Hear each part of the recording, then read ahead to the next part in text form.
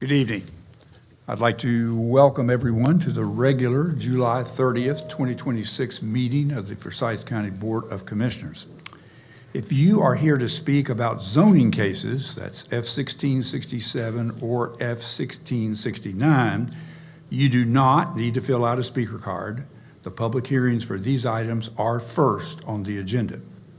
However, any citizens who are interested in participating in the public session portion of this meeting later, you may do so in person or by calling 336-422-1200. That number again is 336-422-1200. You'll be placed on hold until the public session begins. Members of the audience who are interested in participating in the public session, please fill out a speaker card if you have not already and return it to our clerk. You could even do that now. But again, if you're here for the public hearings, you do not need to fill out a card. We will begin our meeting tonight with an invocation from my pastor, Reverend David Beam from Mount Tabor United Methodist Church. It'll be followed by the Pledge of Allegiance led by Commissioner McDaniel. I'd like to invite everyone to stand who is able.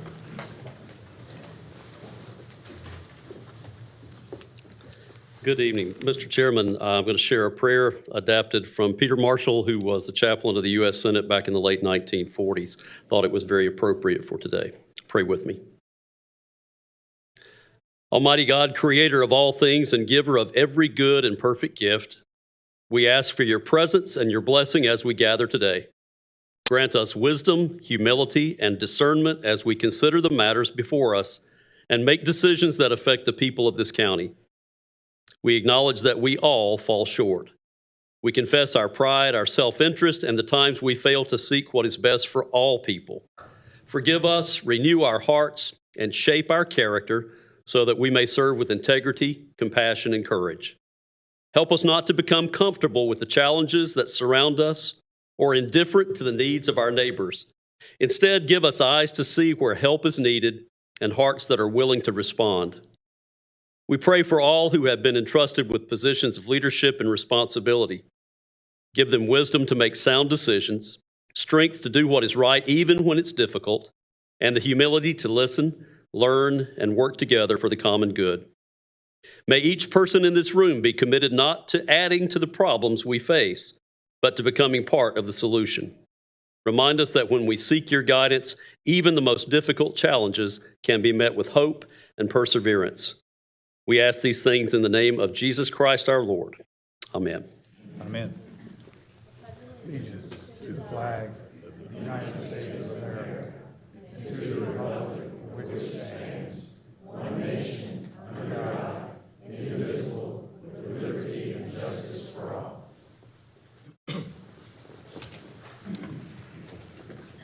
Thank you, Pastor Beam. First item on the agenda is our public hearing on the zoning petition of Julia Wall family of North Carolina, LLC, Jennifer Job, James Martin Serber Jr., and James Martin Serber III from RS20 and GI to LIS, Limited Industrial Special Zoning, and that's the zoning docket F-1669. I'd like to call on Chris Murphy, Planning and Development Services Director, to give us a brief overview of the request. He's done this twice before with us, so you may begin.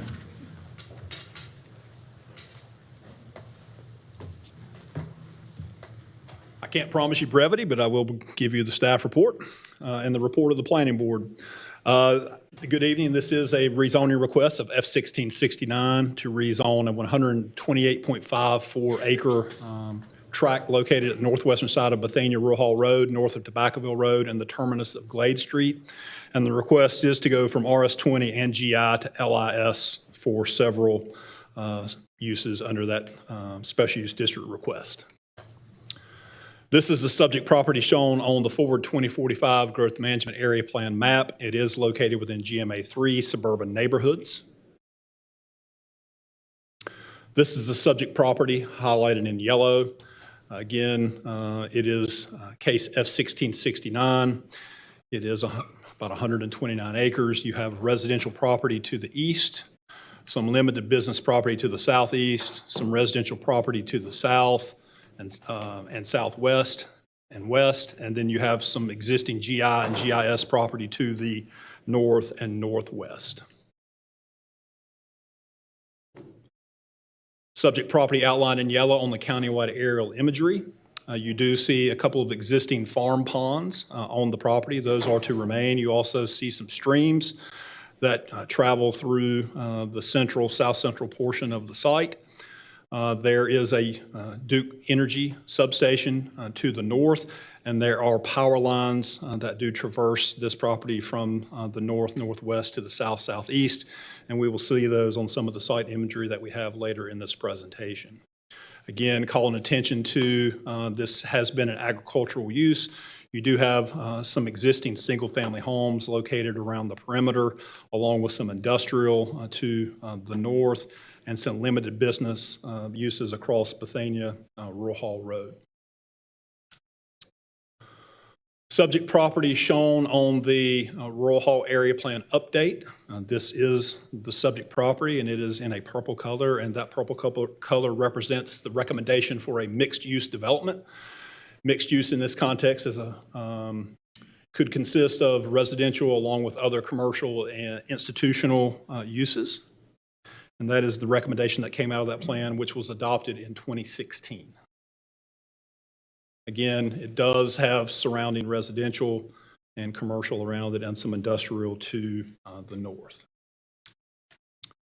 I'm going to go through a few site images now. This is looking north from Bethania Rural Hall Road into the subject property.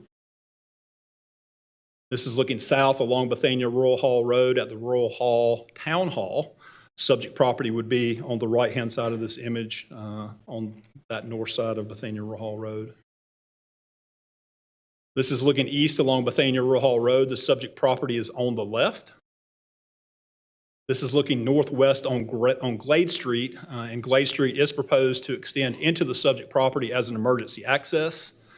And this is the location where that terminus would be. This is that northern terminus of Glade Street, and this is where a proposed secondary entrance would be, but it would be gated and used for only emergency purposes. This is looking east from Glade Street at downtown Rural Hall. This is looking north into the subject property from just north of Nazareth Lutheran Church. This is one of the ponds on the site that is proposed to remain. Again, looking north into the subject property. Looking north into the subject property along where the existing power lines are located, and you see the substation in the background. That's this feature here where the topography goes down and then rises back up. This is one of those stream features. This is the site plan. The site plan is composed of 3 two-story buildings with a maximum height of 85 feet. Each of those buildings, each of those floors in those buildings is approximately 187,000 square feet. So each building is over 360,000 square feet, if that math is right, and is proposed to be right around 1.2 to 1.3 million total square feet. You do see that the buildings under this site plan have a north-south orientation, and they do have outdoor equipment yards where generators and air handling units will be located. And whenever I get to the next image, I think it's the next image, you'll see what those buildings will look like. You do have one primary exit here off Bethania, entrance and exit off of Bethania Rural Hall Road. You have the emergency exit off of Glade. You do have some proposed stormwater management ponds, and there is this area that's been set aside as potential parkland to be dedicated to the town of Rural Hall. Again, substation, power lines pulling through the site, streams running through the middle of the site. This is one of the elevations of what the building would look like. Tilt-up concrete panels with some brick accents. You also have a 30-plus foot tall noise attainment wall where the generators and some of the air handling equipment would be behind behind that feature. There will also be some of those type panels on the roof for the air handling units that would be on top of the roof. This is looking a little bit closer at some of the outdoor equipment area. Again, this is one of the proposed buildings. This is where the air handling and generator units would be. And again, this would be proposed to be enclosed with this fencing structure here that would help with some of the noise. Similar image, this is there are some similar type noise attainment features on top of the roof where some of the air handling equipment will be. And this is a decorative fence that would be visible from public ways. And the entire site is proposed to be fenced, but this decorative fence is what would be seen from public ways. This is a cut sheet and an isometric of some of those air handling units. I will, if there's any questions that need to be asked about that, I will defer to the petitioner, but again, this was included as part of the request. Looking at the environmental features, which I've already touched on, you do have, again, several streams that run through the property. You have the existing farm ponds, you have some proposed stormwater management ponds, you have some buffer areas to remain around the edge, and you have some buffer yards that will be installed. Again, streams running to the southwestern portion of the site. And the site does slope down, obviously, to those streams, as following that natural topography. At one of your earlier briefings, there was a request to examine whether or not the westernmost building could be reconfigured in a way that would lessen some of the impact to the homes along that western boundary. They took the rectangular building and have turned it more into a square building, still getting the same square footage, which allowed that building to be concentrated more to the northern portion of the site as opposed to extending down in this area. So again, instead of a north-south orientation, is more of a square orientation and centered or moved more towards the northern portion of the site. This is the revised condition related to the decibel level. Through some of those discussions with the petitioner, they have modified that condition going down to a 55 decibel versus a 60, what was originally proposed, and the request was to go down to 50. They split the difference and went to a 55 decibel level that they can attain. And so that is modified in your special use permit, should it be issued, and it's also in the written consent to conditions that's in your packet. This is the revised set of conditions, and B and C were the only things that were changed in that written consent to conditions, but again, you do have that revised set in your packet. Provide a little bit of summation.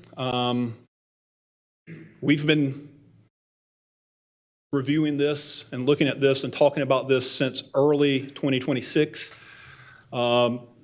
And from where the plan came in to where it is today, great strides have been made to make this a site plan that can be approved and to make this something that would lessen the impact to the surrounding property owner. The developer, worked very hard on this plan. Staff worked with them, gave them conditions of approval to mitigate the potential visual, auditory, and environmental impacts of the request. But however, the scale and intensity of the proposed use, staff and the planning board both feel like could result in significant off-site impacts to nearby residents despite these conditions. The proposal is inconsistent with the Rural Hall Area Plan update's recommendation for mixed-use development of the subject property. And the request is also inconsistent with the recommendations of Forward 2045 to protect neighborhoods from inappropriate non-residential encroachment. This was heard by the planning board at their June 11th, 2026 public hearing. There were numerous speakers in opposition. As you see, there are numerous folks here tonight as well that spoke related to concerns to the incompatibility of the use with surrounding uses, the potential impact to property values, impact to the environment, the impact of noise, and the inconsistency with Forward 2045 and the Rural Hall Area Plan update. Following the public hearing and extensive discussion at the planning board level, the planning board did vote to recommend denial of this request by a 7-2 vote. And with that, I'll be glad to answer any questions. Any questions for Chris? Thank you very much. This is a public hearing, and on July 9th, the Board of Commissioners voted to extend the public hearing time to a total of 1 hour. Speakers will have up to 30 minutes total to speak in favor of this request and up to 30 minutes total to speak in opposition. Due to the large number of attendees tonight and to ensure that voices are heard, multiple, it is recommended that a spokesperson be appointed so you have several people who could perhaps speak for a group. And within the 30 minutes, we're going to have speakers will be limited to 3 minutes each. However, if there were any time left over, and we'll keep the 30 minutes on one timer, the 3 minutes on another, if there was any time left over within the 30, with folks going along, we can certainly have another 3-minute speaker. So at that point, I'll wait till the first person comes up, but is there anyone wishing to speak in favor of the petition? This is in support of the data center.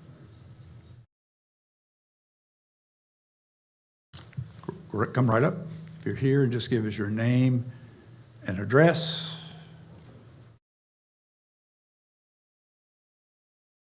Let me get my timer set correctly.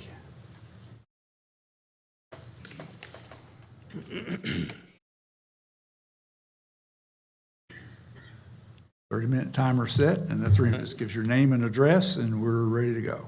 My name is Marty Serber. I live at 8094 Glade Street. Chairman Martin and Forsyth County Commissioners, I'm here to speak on behalf of the landowners. Julia Wall, James Serber III, Julie Wall Serber, my wife, and Brian and Jennifer Wall Joe. When people ask why our family made the decision to sell this land, I think it's important to start with our history. The Wall family has called this farm home for over 100 years.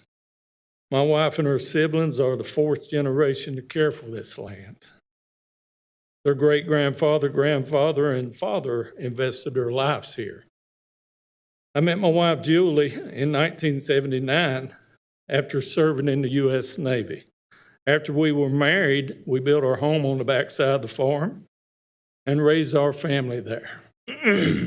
I was raised 2 miles from the farm on Tuttle Road. Our roots run very deep in this community. Anyone that has farmed understands how much blood, sweat, and tears we put into the land. We've also been blessed to enjoy the benefits of learning from the past generations. We've learned the rewards of hard work. The farm has had many agricultural uses through the years, including tobacco, dairy, beef, cattle, horse breeding operations, along with raising all the grain, hay, and silage to feed all the livestock. My wife's father, Ed, had a saying that always made people smile. He said he couldn't get rid of any of his children, they just brought more home with them. And now we've raised the 5th generation, and the 6th generation is growing and learning on the farm today. This land isn't just where we live, it's how we lived. I want to be clear, this was not an easy decision. Like so many family farms, times have changed. Many changes have occurred along the property line.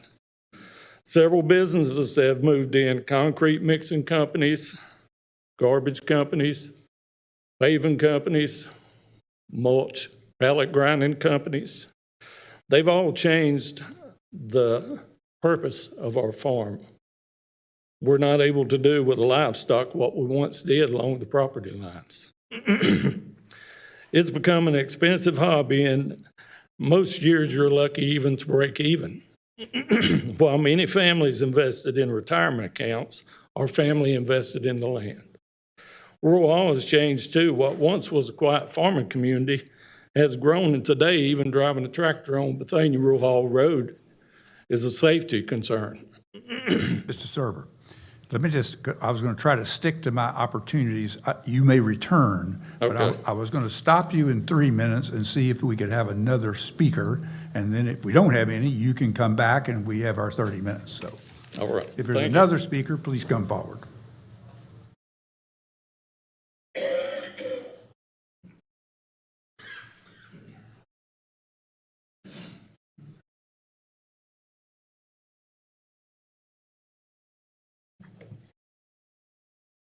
I'm here on behalf of the town of Royal Hall. I'm the current mayor, Terry Bennett, live at 267 Spring Ridge Road. I'm coming up because it probably would fall under the 4 because we made a decision to support it. Chairman, commissioners, and members of the public, thank you for the opportunity to speak. My name is Terry Bennett, and I serve as mayor of Royal Hall. I'm here tonight on the behalf of the Royal Hall Town Council to explain why the council voted to support the proposed Project Iron Spur. This has not been an easy decision for our community. Over the past several months, residents have expressed concerns, sincere concerns regarding traffic, noise, water resources, environmental impacts, view sheds, and the overall character of northern Forsyth County. Those concerns are real. They deserve to be heard, and they should continue to be considered throughout this process. I and our town council share many of those same concerns when this proposal was first presented.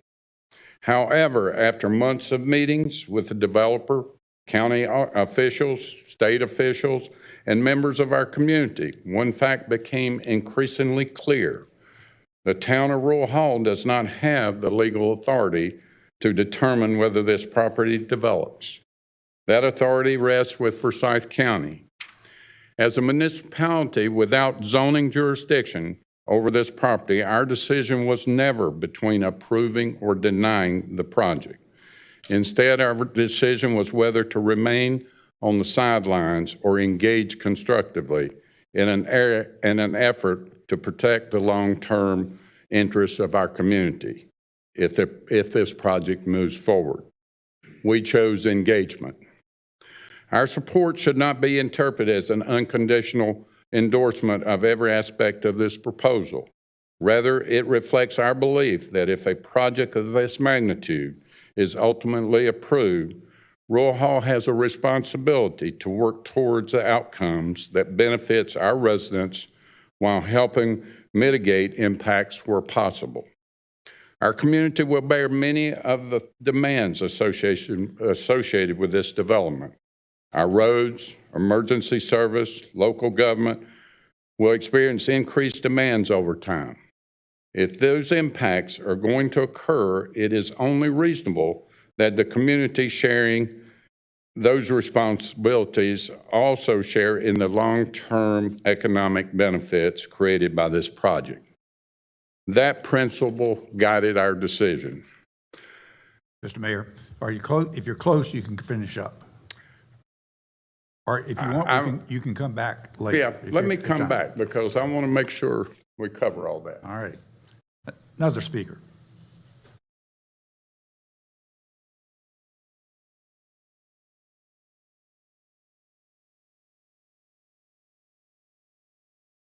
Good evening, Chairman Martin, members of the board. I'm Michael Fess, the project manager for Project Iron Spur. I want to address 2 things tonight. First one, the property value concern that was brought up at the last meeting, as well as staff's 2 plan consistency findings. The concern we heard the most about a project this size was that it could lower the property values of nearby homes. That concern deserves a serious answer, and I want to give 2. The first is the evidence. 2 studies have been performed, one by George Mason University, a peer-reviewed study, and a second performed by a certified appraisal firm out in Indiana. Both of those came to the same conclusion. Homes near the data centers rose in value essentially at the same rate as the surrounding county. 2 studies, 2 very different methods, the same answer. But we don't ask these families to rely on those studies alone. At our steering committee meeting on May 5th, the residents themselves asked whether the developer or the applicant would compensate them if their values declined as a direct result of this project. I'm going to repeat that. The members of the steering committee requested that a fund be put together on May 5th.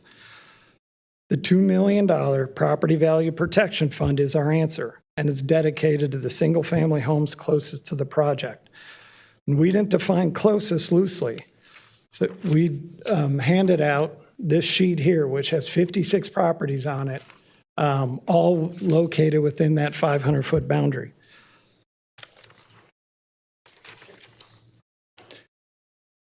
Those combined tax values of those residential properties are about $10.5 million. Against that $2 million fund, that covers roughly 19% of the combined value. Even in the scenario, the research calls unlikely, real money is set aside in advance to stand behind those owners before a single foundation is poured. And it will be binding, tied to voluntary annexation into the town of Rural Hall or secured through a developer agreement with the town. No ordinance requires it. We're offering it because the families 2 streets over should not carry the risk of our investment. With the commitments on the table, let me turn to staff's 2 consistency findings. One was protect neighborhoods from inappropriate non-residential encroachment, and 2, the inconsistency with the Rural Hall area plan update. The first finding concerns compatibility with the neighborhood. Goal 4 of the 2045 plan's managed growth and land use chapter aims to create compatible transitions between land uses.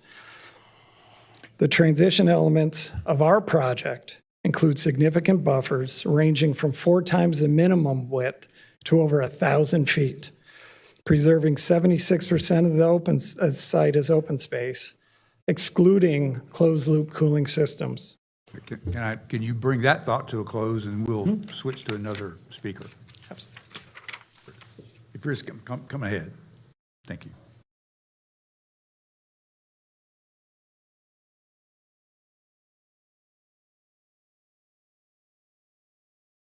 Thank you all. Good afternoon, Commissioner and Chairman and members of the community. My name is Carl Borgen. I'm from Germantown, North Carolina, lived there 38 years. I've been working in data center and infrastructure technologies for over 30 years, starting out in the mid-90s with U.S. Airways at Madison Park, and then also at Lowe's Home Improvement in Madison Park.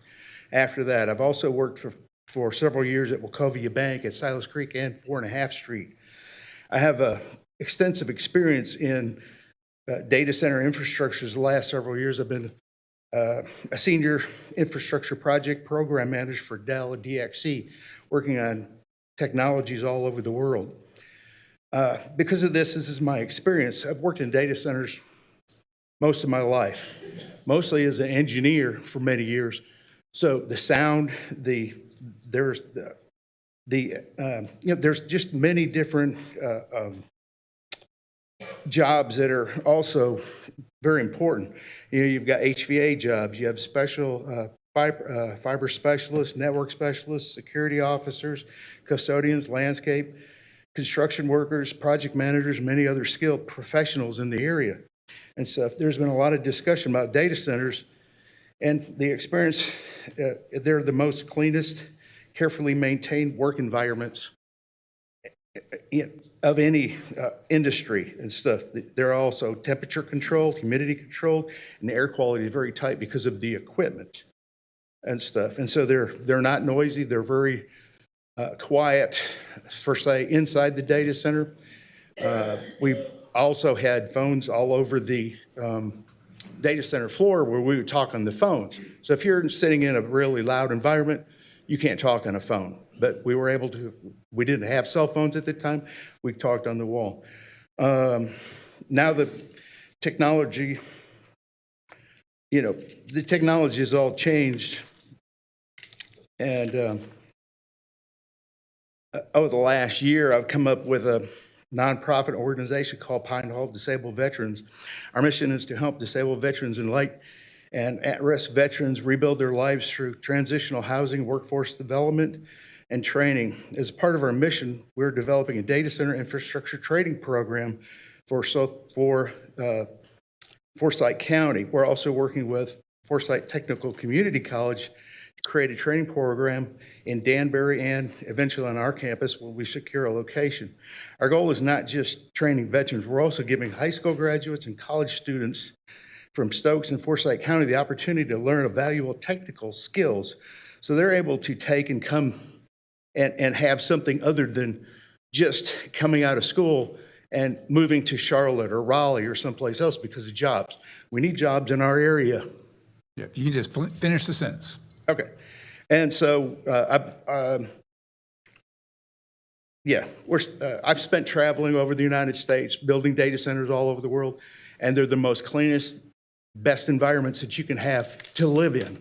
Thank you. And that's it. Is there another you very speaker much. in support? Good evening, Commissioners. Scott Castle. I have multiple homes within the 500-foot distance of this proposed project. I've been in the community since 1991. I'm a retired Winston-Salem fire captain, firefighter EMT with specialty in hazardous materials as a technician, fire inspector, and rail car emergency responders. I have a degree in fire protection, and I'm a licensed general contractor. I've been trying to use my training and experience to understand this proposal and see what's the benefits to our community. I've had the opportunity to sit with community members on the steering committee addressing the concerns on the data center. We've discussed issues with decibel level noise, water usage, buffers, building elevations, design, low candle power, directional, security entrance, etc. Let me just illustrate one point of noise in decibels. The maximum decibel level is said to be no more than 55 decibels at the property line. The inverse square law says that sound will drop 6 decibels for every doubling of distance under open air conditions. Buffers such as trees, sound barriers further reduce the noise. According to the Planning Commission, the detailed sound barriers of 30 feet surrounding all this equipment further makes this issue less concerning. The town of Rural Hall has been a major thoroughfare bordering Forsyth and Stokes. Old 52 Broad Street, Route 66 has been used for years as the core transportation road through this town. Highway 65 Rural Hall Bethania Road is the gateway to our 2 largest business parks, Northridge Business Park and Forum Parkway.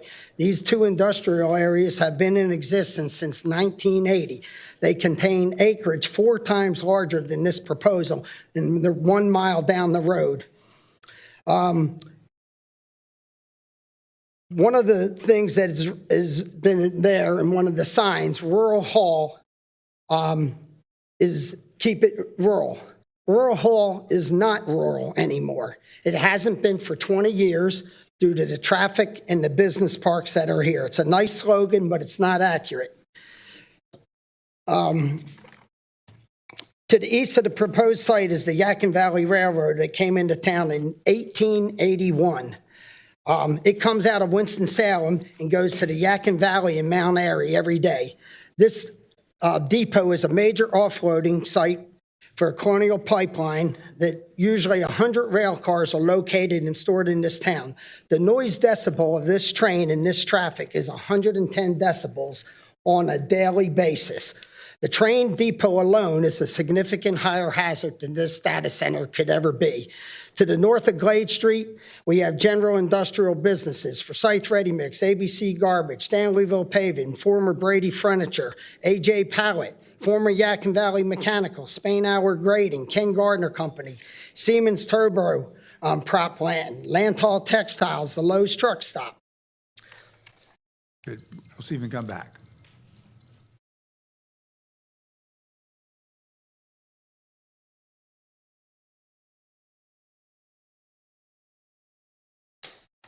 Good evening. My name is Donna Clater. I live at 230 Gaither Road, and I was an educator for 21 years.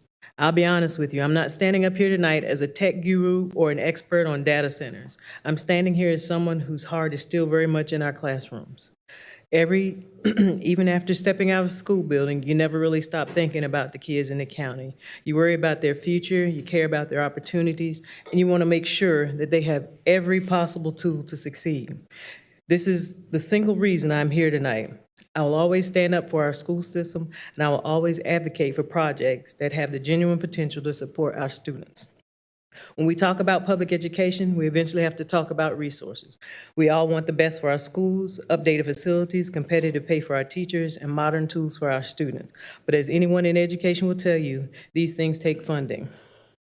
That brings me to why I support the project. A data center campus on this scale represents a massive, reliable addition to our county's tax base. But what makes it truly unique and honestly a rare opportunity for a community is that it doesn't demand what it doesn't demand in return. When a new housing development comes in, it brings families. That's wonderful for our community, but it also means more kids in our halls, larger class sizes, and a higher cost for the county to serve those students. A data center does the exact opposite. It becomes a major, stable taxpayer, but it doesn't add a single child to a classroom roster. It expands our tax base without putting an extra strain on our school infrastructure. Beyond that, this isn't a here today and gone tomorrow business. Data centers involve long-term, multi-decade investments. They don't operate on a short-term boom and bust cycle. Now, I'm a realist, and I don't expect a single development to magically transform our classrooms overnight. But over the long haul, this kind of durable, steady funding can make a quiet, powerful difference in the quality of education we can offer year after year.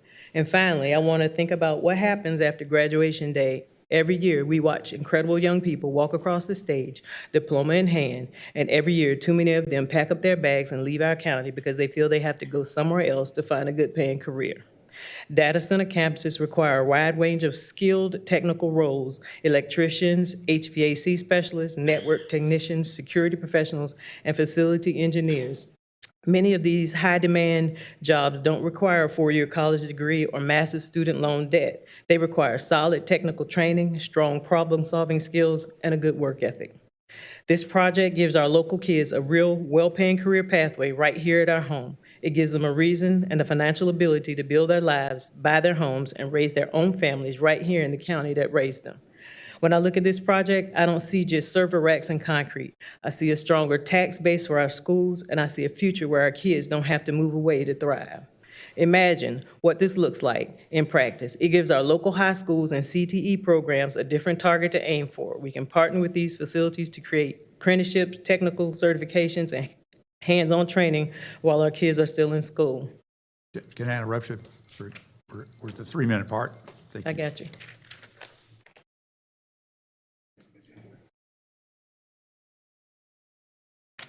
Hello, my name is Joel Rice, and I live at 772 Ashley Drive in Rural Hall. I come here tonight in support of the proposed data center to be built in Rural Hall.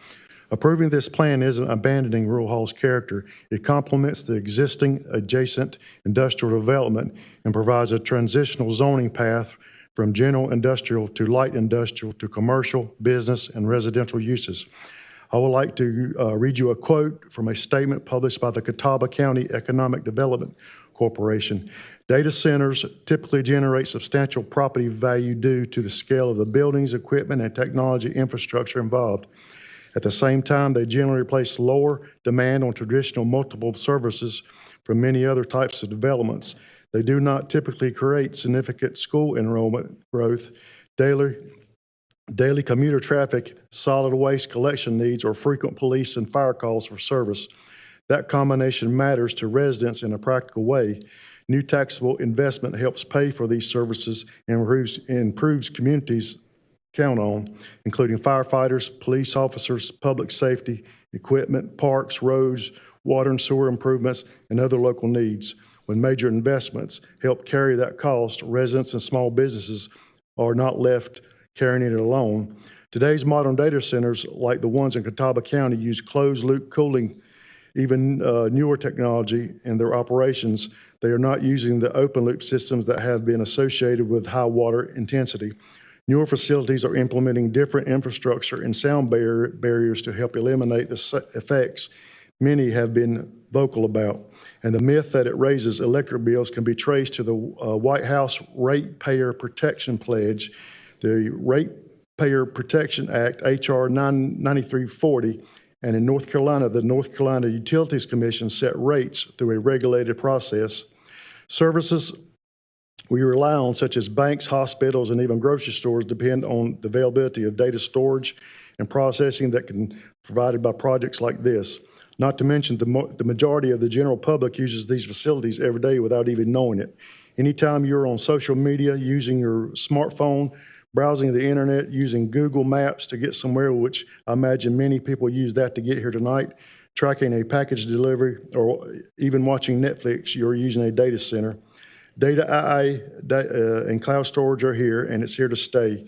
We should be showing support for it, capitalizing on the positive effects it can have, or other option, it's to stand back, or keep our hands in our pockets and let the other countries take the lead, and we know what consequences of that will be. So tonight, I hope you will support the project and vote for it. Let's open the window for opportunity for this county and be a leader for others to follow. Thank you. We have 6 minutes left, so we can probably get almost two speakers in.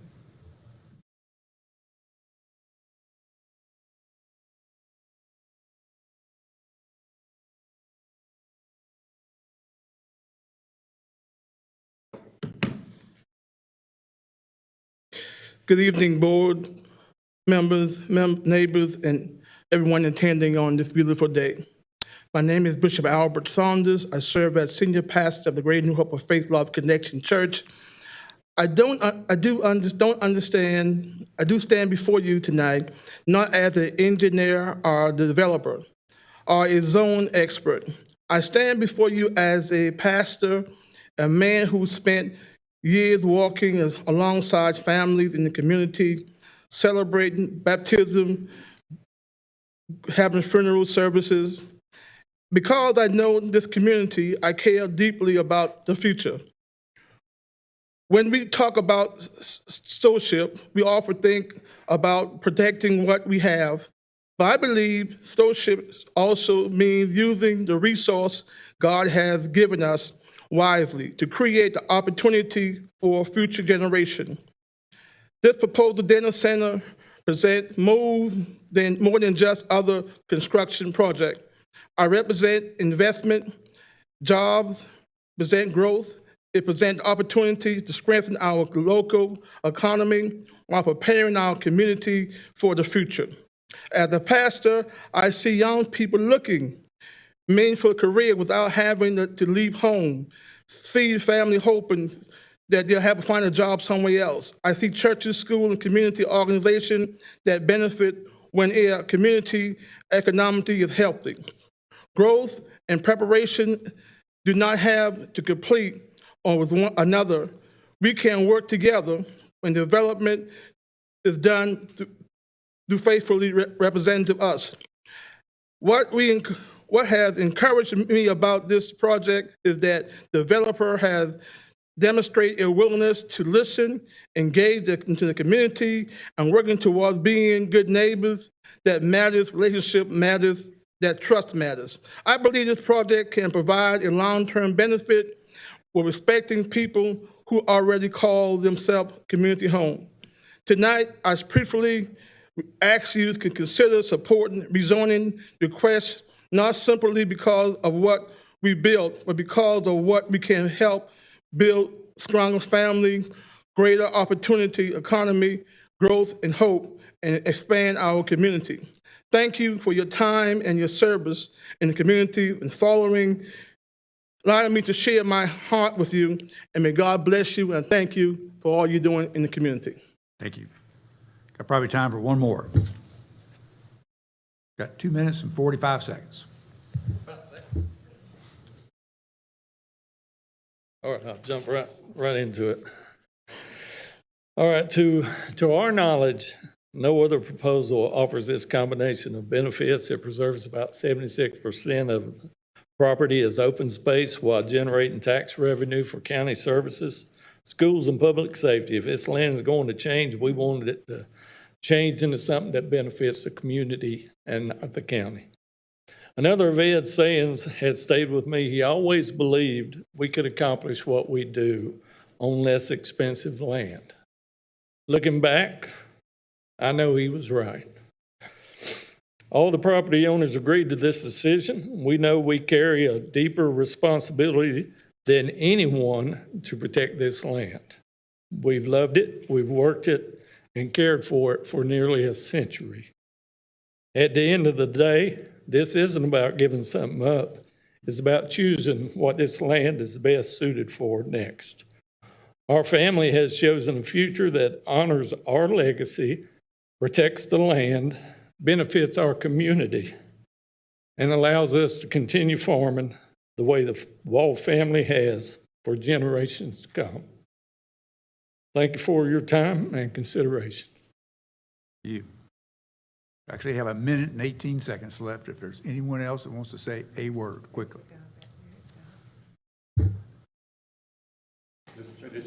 What, Mayor, why don't we let our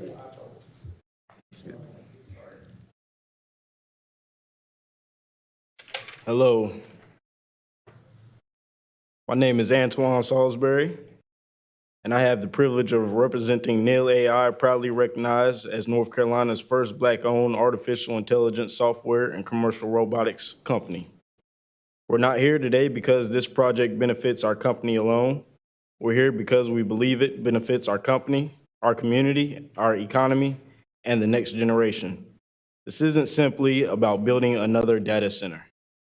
Every artificial intelligence platform, every cloud application, every autonomous robot, every smart hospital, every modern manufacturer, every school embracing AI depends on data centers. Without them, there is no AI economy. And if North Carolina wants to remain a leader in innovation, advanced manufacturing, and technology, we must invest in the infrastructure that powers it. As a local AI company, we've had a front row seat to how quickly his industry is growing. Businesses across every sector are asking for AI solutions, robotics, automation, and cloud computing. Those technologies don't run on ideas alone. They run on reliable, secure, high-performance data centers. thank you. We've reached our time, all right. Thank you, for sir. being here. Thank you. All righty. All righty. Is there anyone wishing to speak in opposition to the petition? We'll do the exact same thing. Come on up, you can introduce, and I'll get our timers going. My name is James Woodard. I live at 150 Prestwick Lane in Rural Hall. I'm going to present you guys these petitions.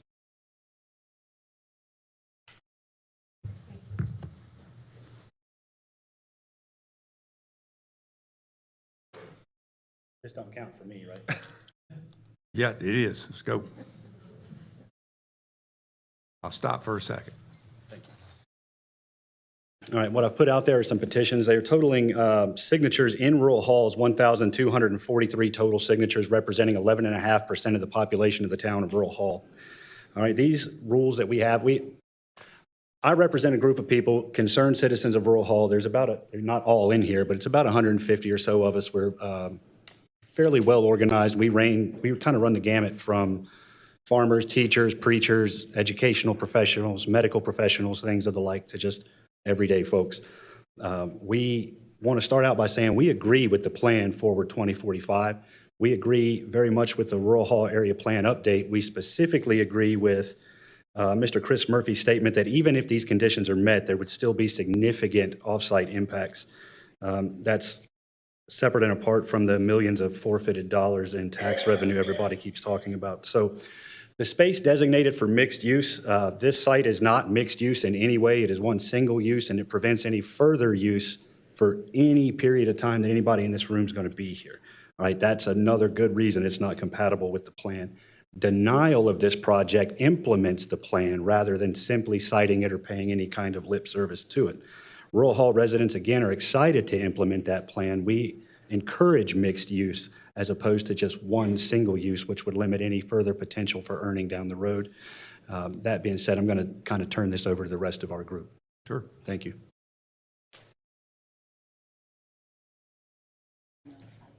I might have you do one. Hello, my name is Robin Smith. I live at 807 Academy Street in Rural Hall, North Carolina.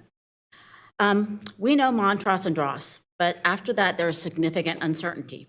There are at least 3 layers between commissioners and the party using the end user of the data center. Each transfer dilutes whatever assurances are made on July 30th a little further. Project Ironspur wants to build on land currently zoned residential and plan for mixed use if sold. The professionals at the planning board studied this area and feel mixed use is the best fit. Ironspur is the only data center that I researched not zoned industrial for a significant period of time before the data center was built. Noise issues are not a problem of the past, as been told by you guys. That I know of, there are 6 class action lawsuits filed in the last few months. We obviously still have noise issues from data centers. The main reason for the noise issues is we are studying for DBA. That's what everyone's listening for, DBA. What's the DBA? And the problem is the DBC, the low frequency noises. And I know that there was just an agreement that we would be measuring DBA at 55 from the property level, but we're not measuring DBC. Every standard treatment, screen, louvers, delivers its rate performance on mid and high bands and degrades sharply between 250 hertz, precisely where the hyperscale data center fans concentrate their energy. So that's the problem. So that's why those lawsuits are happening. And then I'm going to go through one final slide, if Amber's here. I've got this, I've got the 15 best practices of communities considering data centers. I did look it up. And I was going to present, because I thought it was going to be in a different format. It's the very last slide I've got. I was comparing the noise, or the Apple data center, which I know everyone has visited, and the Ironspur proposal. And trust me, they are vastly different. I wish I could have presented that to you. But as far as noise, 50 dBA, we know Ironspur is a no. Apple is a yes. Low frequency noise, we know that, we don't know because we don't know what their DBC rating is going to be. And I can tell you that when I went to the Apple Center, I did not hear the Apple Center behind the berms. Tier 4 backup generators, we know that they did not make a commitment to that last time Dr. Martin asked. Setbacks required 500 feet, 1,000 feet is ideal. That's ridiculous. I mean, they're at like 140 feet setback. That's completely not in their plans. Required natural screenings or principal facades. They do have a principal facade, but compared to Apple, who has berms. Limited building height to ensure compatibility with the surrounding structures. I mean, this thing is going to be 85 feet, 3 of them. So if you feel best practice is the standard, I cannot see how you can vote for rezoning in good faith against the neighbors. Please vote no for rezoning and no for Project Ironspur. Thank you. Thank you.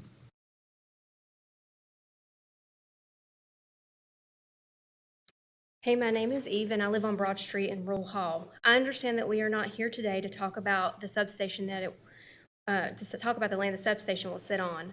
We're here about the rezoning of the land behind it. I encourage you to think outside the box of the data center campus. If you choose to rezone the Wall Farm, this means that the substation based on a proposal will be built on the land I will be showing you today. Our train depot took on the transfer of butane about 2 years ago. As you can see from the images, the tanker cars hold 33,960 gallons, so we'll round that to 30,000. On average, there's about 30 butane cars that sit in the rail yard. That's roughly 900,000 gallons of butane that sit there, if not more, each week. In this image, you can see in red where the butane tankers sit. I have outlined a portion of the area where the proposed data center campus will be. The other area here is the newest addition to Montrose Development, which is where they plan to add a 3-acre substation. I had some videos for you, but given time restraint, I'm going to skip over those, but I'd like to come back if there's time. We did have a fire this year already on Anderson, which is a smaller street. You're going to have more transfer trucks and things going through there to build that substation area. And one of the trucks this year hit one of the power poles, brought it down, and we had a small fire in that area close to the butane tankers already. As you can see, the Duke Power substation is very close by, so we will have 2 large substations sitting on top of the butane tankers. Per the Forsyth County GIS and Montrose Development map, this means the distance from the railroad tracks to the substation will be roughly 132 feet. In this image, you can see the fire station sits 0.6 miles from the rail yard along with the elementary school. We have a wonderful fire department, but an explosion from these tankers will send shock waves and metal shrapnel flying for hundreds of yards. Now imagine 30 of these exploding. You're looking at roughly a mile radius fireball. Data centers, the data center itself will sit a few hundred yards away. That data center will hold lithium-ion batteries, chemicals for their closed-loop system like glycol, nitrate-based corrosion inhibitors, diesel. These chemicals and materials also add to the many fire hazards in this area. I would like for you to notice in this image that there is no security around the railroad tracks or the rail yard. Other butane locations have security due to the hazardous nature. Data centers are usually secure locations because they've been known for terrorist targets. Tonight, I've shown you what an easy target this data center can be to a terrorist attack. Data centers do not grow communities, they bury them. Families and businesses help our communities grow and flourish. Please vote no to the rezoning. Help me protect my family. Help protect our community. Don't add more fuel to the fire by adding additional hazards to this area. Next time, it won't be some great news story about a corn spill. It'll be catastrophic for our town. Thank you.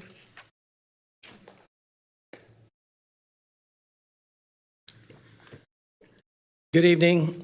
My name is Mark Allen. I live at 8717 McKenna Court in Rural Hall. I have 3 critical points I'd like to share with you really fast. Montrose has not honored their published values on their website. A hyperscale data center is not limited industrial services A, and who we trust in this important rezoning case matters.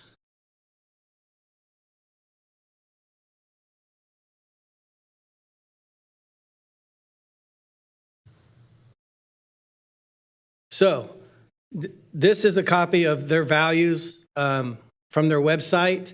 And I know it looks busy, but that's because they have not followed their values. So I will simplify it.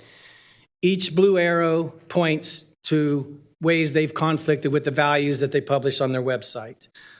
I don't have time to go through all of them, but for example, Michael told us from Montrose that the air at the site today likely would not pass air quality standards. His solution is to add 200 diesel generators to the site.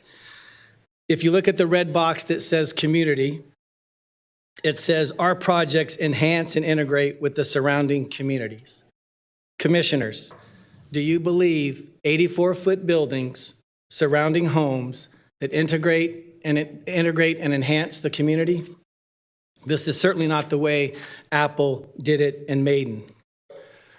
My second point is that a hyperscale data center operating 24/7 with diesel generators on the outside, equipment yards, fuel storage is not limited industrial services A per the UDO.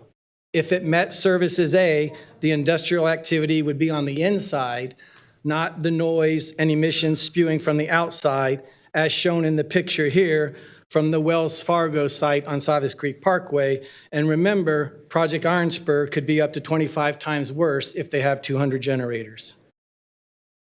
So who can be trusted? We've shown that the project management team cannot be trusted. The future owner-operator is afraid to even show up because of opposition, is what we've been told. Much of the AI and data center industry hides behind NDAs, shell companies, circular financing. The one entity that Forsyth County knows well is the Forsyth Planning Board. The staff, as Chris Murphy said, has done the due diligence over several months. They've openly presented a sound case as to why this rezoning application should be denied. We ask that you trust not a couple of strangers from out of town or an unknown future operator, but put your trust in Forsyth County's well-thought-out plans, planning staff, officials, and the majority of Rural Hall residents. Thank you.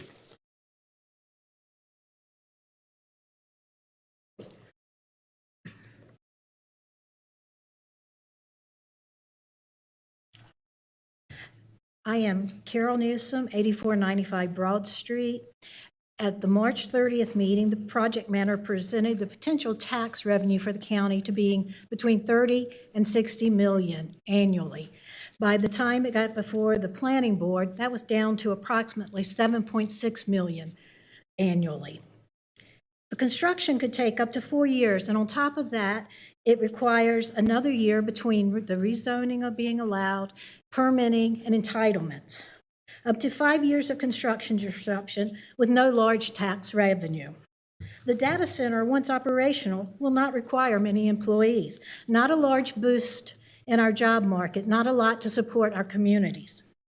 The potential tax revenue could be a large sum, and we do need to weigh the benefits against the impacts and the potential risk. And as my community members have already pointed out, we could be betting on a bubble. The true benefit remains a projection rather than a guarantee. What it is a guarantee, what is a proven and remains consistent, is that residential and local businesses can reliably provide the tax revenue required for the services that our communities need and want. As represented in Forward 2045 in the Rural Hall Area Plan, a mixed-use development would align with the current character of our small residential town and would allow for the controlled and consistent growth that our community can support without the tremendous impact that a data center would impose. To allow this property to be rezoned, to allow for data center to goes against the recommendations in Forward 2045, the Rural Hall Area Plan. It would go against the recommendations the Planning Department and the City County Planning Board voted, and we ask you to recommend them. Project Iron Spur would be inappropriate, non-residential development that would have a significant impact on my community. What this consideration in this moment represents is American democracy doing exactly what it is supposed to do. Voters deciding what happens in our communities and our elected representatives being asked to be responsive and requiring companies, developers to be held accountable. Please vote denial for the rezoning and allow Rural Hall to grow as we have decided is appropriate for our community, and require the developers to do their due diligence and to find a suitable location in Forsyth County to be a good neighbor. Thank you.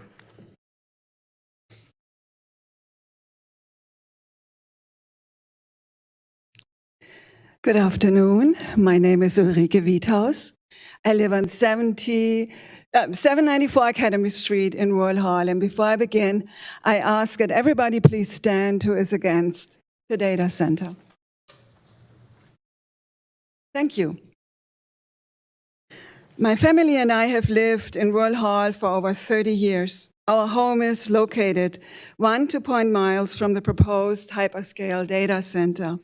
North Carolina House Bill 1189 considers 3 miles as a safe distance from a hyperscale data center due to various kinds of data center pollution, which are generated 24/7, 365 days. In my remarks, I first of all want to thank all of you for your careful consideration of a historically significant decision you are making very shortly. Case F1669, zoning application LIS Services A, and for extending our speaking time to 30 minutes. I also want to thank the Planning Board once again for their thoughtful analysis and for upholding the zoning classifications that will be at the center of your vote today. I ask you, the Board of Commissioners, to align your vote with the Planning Board's analysis and conclusion as submitted for today's agenda to recommend rejection of the proposed zoning for 2 very simple reasons, one specific to our town and the other affecting all of Forsyth County.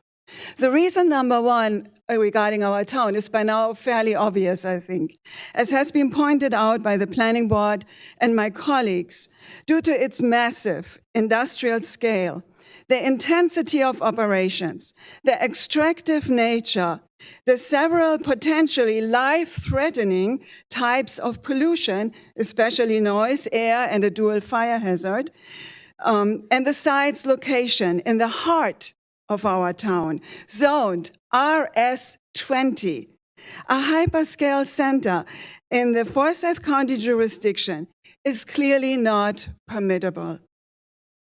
Now to my second reason. I'm very brief. And this affects all of Forsyth County, including our small town of Rural Hall. Computer data centers have been in existence since the 1940s. Forsyth County's definition of a computer data center reflects earlier types of such centers. They have been classified as business services A operations. These operations are characterized by their small size, their minimum power demand, water consumption, noise, etc. Furthermore, business services A entities operate without external structures. Can I interrupt you? We're getting to your 3 minutes. Okay. If you can wrap It it should up. by now be self-evident, thank you, Chairman Martin, that the proposed zoning clarification is inaccurate, insufficient, and simply false. And in closing, if the proposed project should be approved by you under this misleading zoning rubric, the consequences for all of Forsyth County will be dire, for the simple reason that it offers an entirely unregulated and thus immensely harmful invitation to all future hyperscale data center zoning applications. Please vote in alignment with the Planning Board, and thank you for listening to us.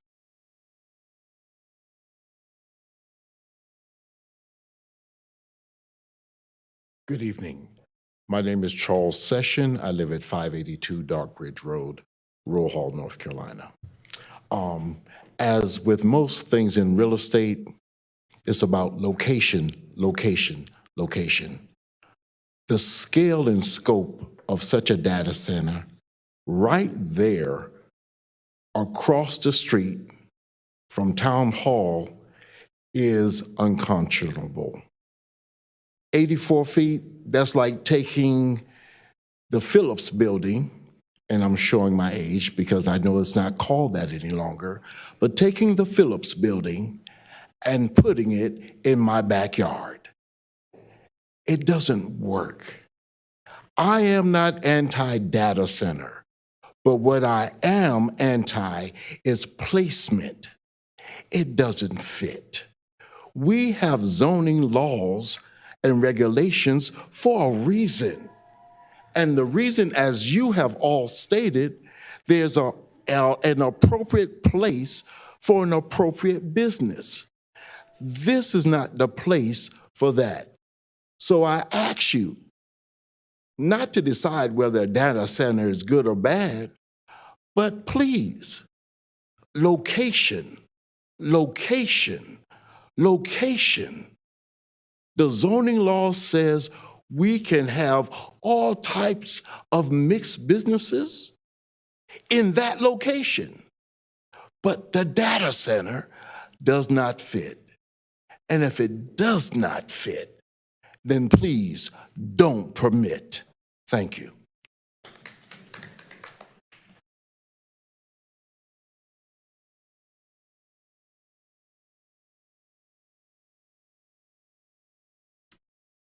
My name is Jonathan Kislingberry. I live at 770 Serena Drive, Rural Hall, and I am an adjacent property owner.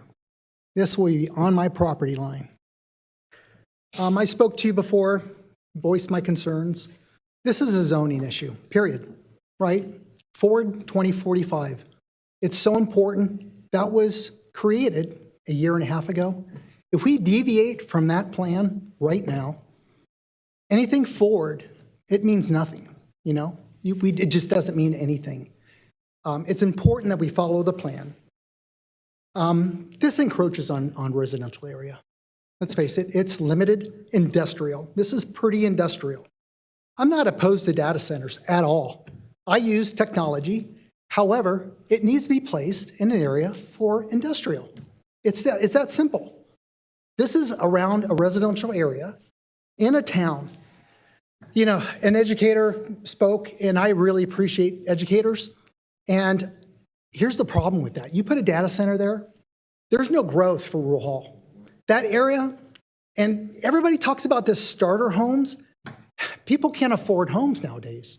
And if starter homes start small families, I had a starter home when I was a kid, right?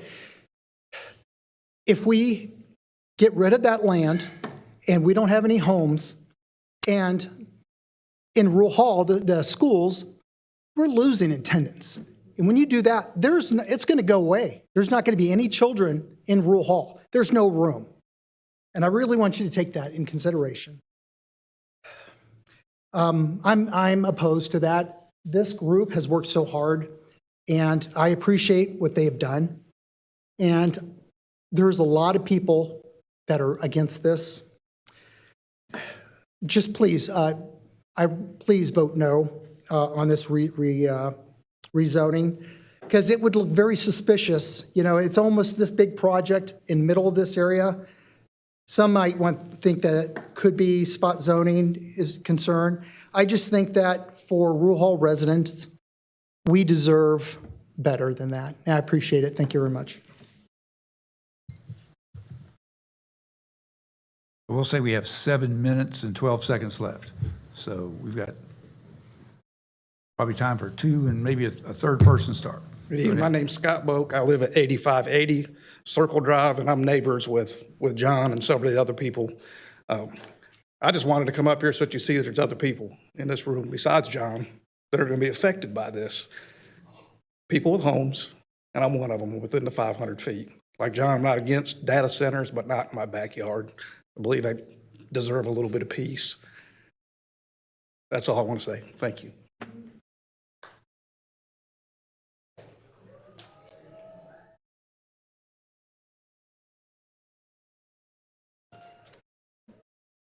Hello. A man in Virginia described living next to a data center like living inside of a prison. Noise and light and heat you can't escape, and a well you can no longer drink out of. That's what these developers, who repeatedly claim to be good neighbors, are proposing, locking this community in a prison cell and expecting us to applaud them for rearranging the furniture or adding a pretty wrought iron fence. These meager plan adjustments are a slap in the face. And that $1 million community fund is a pathetic excuse for generosity. Real estate consumer notices show that home values near data centers can plummet and lose up to 20% of their value. That's about $55,000 in stolen equity of the average homeowner in Rural Hall. That wouldn't even cover 18 homes. That fund is supposed to make the developers look compassionate and the decision makers sleep a little better at night. But who will not sleep better at night? The people who have to live there.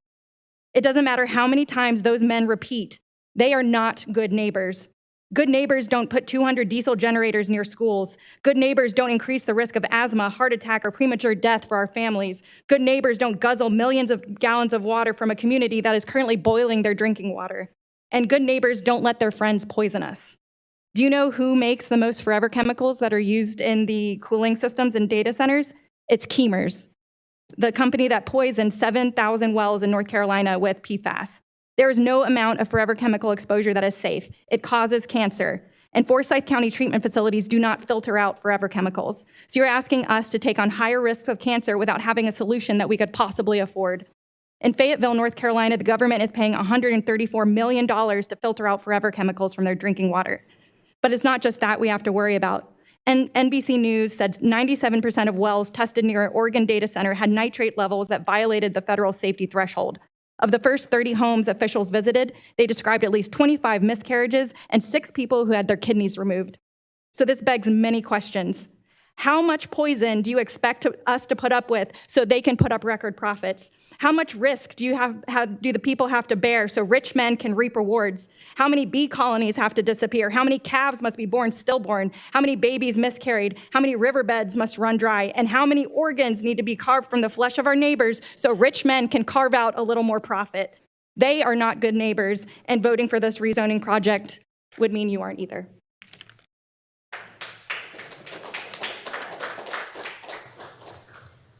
Good afternoon. I live at 520 Heatherton Lane in Rural Hall. Been living there for 27 years. I don't want this data center there because, for one, I'm stage 3 kidney failure, and I don't need that. We don't need the air quality for these kids. I understand they want it there. We don't need it. Like they said, it's too much danger for the community. I'm speaking for the town of Rural Hall. I'm not speaking what the mayor spoke because he don't know what he's talking about. We don't need that in Rural Hall. He can't speak for everybody else. I stay 2 football fields away from that property, and I don't want it there. I got grandkids that come and play. We got kids that play in the neighborhood. They don't need it. We got to think about everybody else's health. I understand they want to sell their land. That's money for them. But think about other people's health. We don't need the data center out there. Please do not vote for that out there. If you spend a night by a data center, you'll hear the noise. You'll hear the security breach. We don't need that. We don't need it at all. Can y'all please do not let the data center come out there? That's why I made this shirt, no data center, not in our backyard.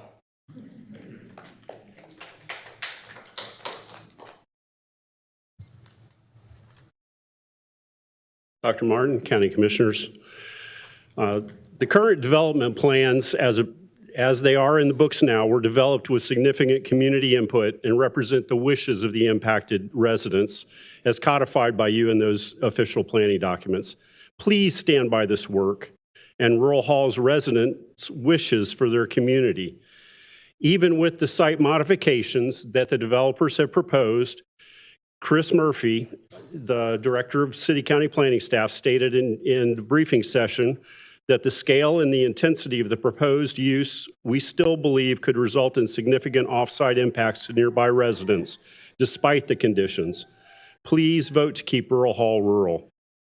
In addition, I would ask that you consider a time-limited moratorium so that our current UDOs can be updated to address modern-day hyperscale data centers. Currently, the City County Planning Board and staff are having to rely on written references to the inclusion of the term computer data center as an example of limited industrial services A business. This is clearly an inappropriate classification for modern HDCs, given their significant impacts on neighboring residential and mixed-use neighborhoods.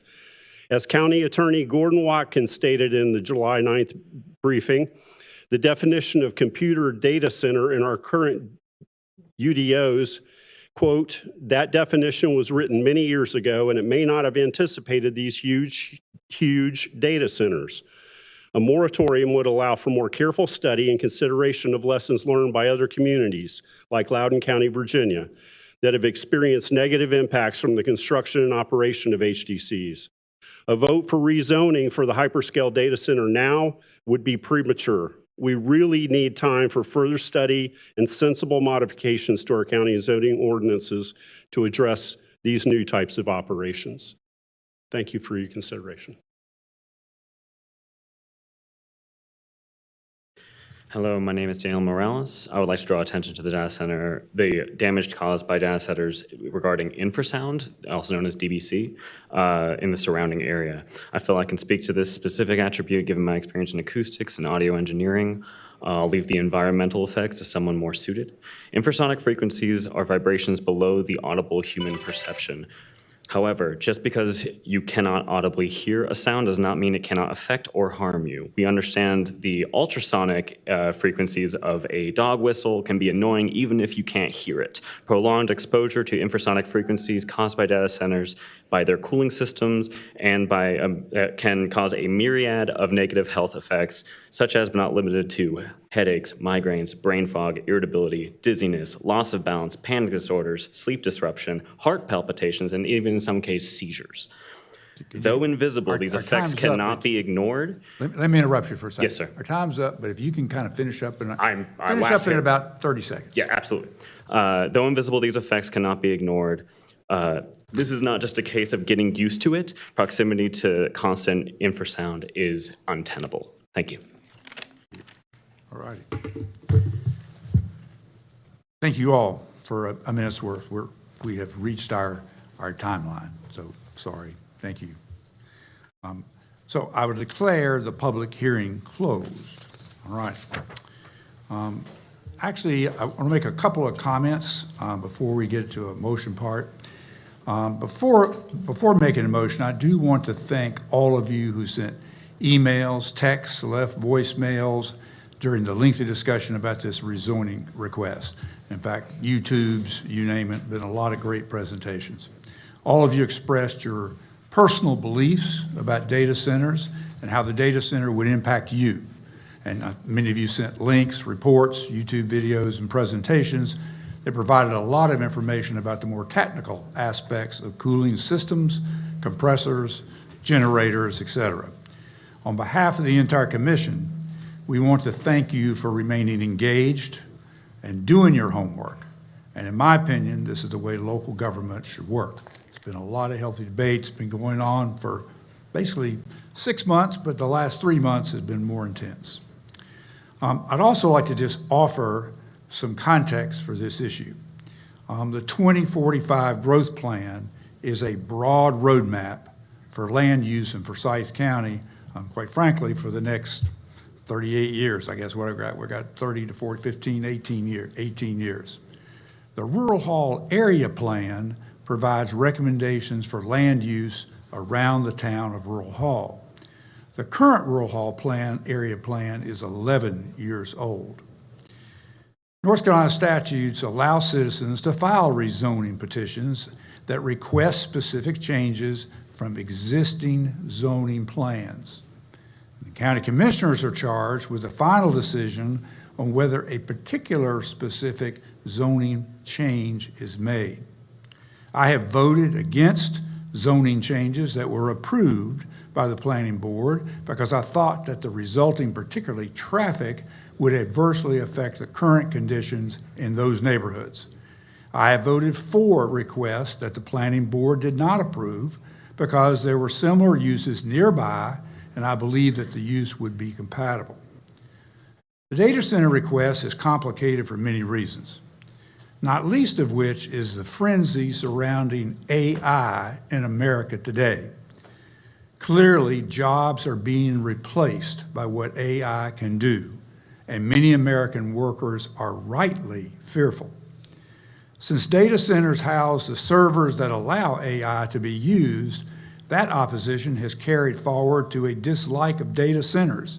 Over 70% of the U.S. population recently surveyed is against data centers. Another issue is that the early large-scale data centers, we heard some testimony tonight or comments tonight about the very small ones back in the 20 and 30 years ago. But the large ones, they have been noisy and use a lot of water and power. That information was shared particularly by the city manager in Maiden, North Carolina, that talked about their first generation, their first equipment was actually very different than the equipment that they have now. Many people complained, and one can find examples of many bad situations posted on the internet everywhere. It is probably fair to say that we're in the second and third generations of the large data centers. Closed-loop water systems do reduce the demand for water, and power companies have adjusted their rate structures, and pretreatment is now required before connecting to a public sewer. Duke Energy has shared with us that a recent study of the impact of large power users on residential rates and found that residential rates will be about $4 a month less for electricity for an extended period.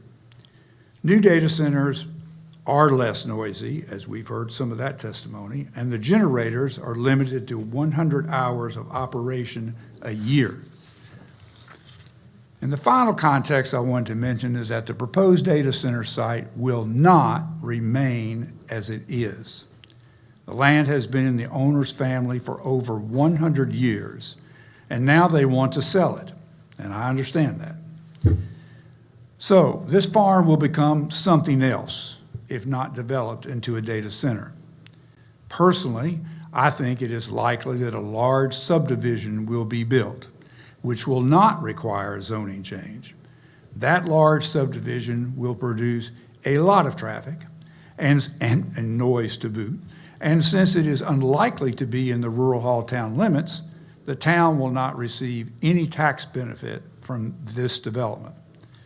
The chair of the planning board made this comment at the end of their meeting back in June.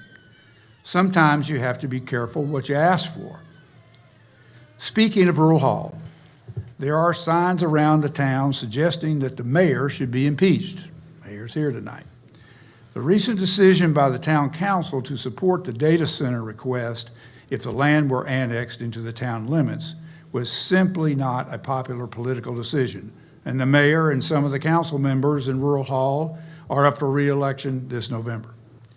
It appears to me that the council was looking out for the long-term interests of Rural Hall.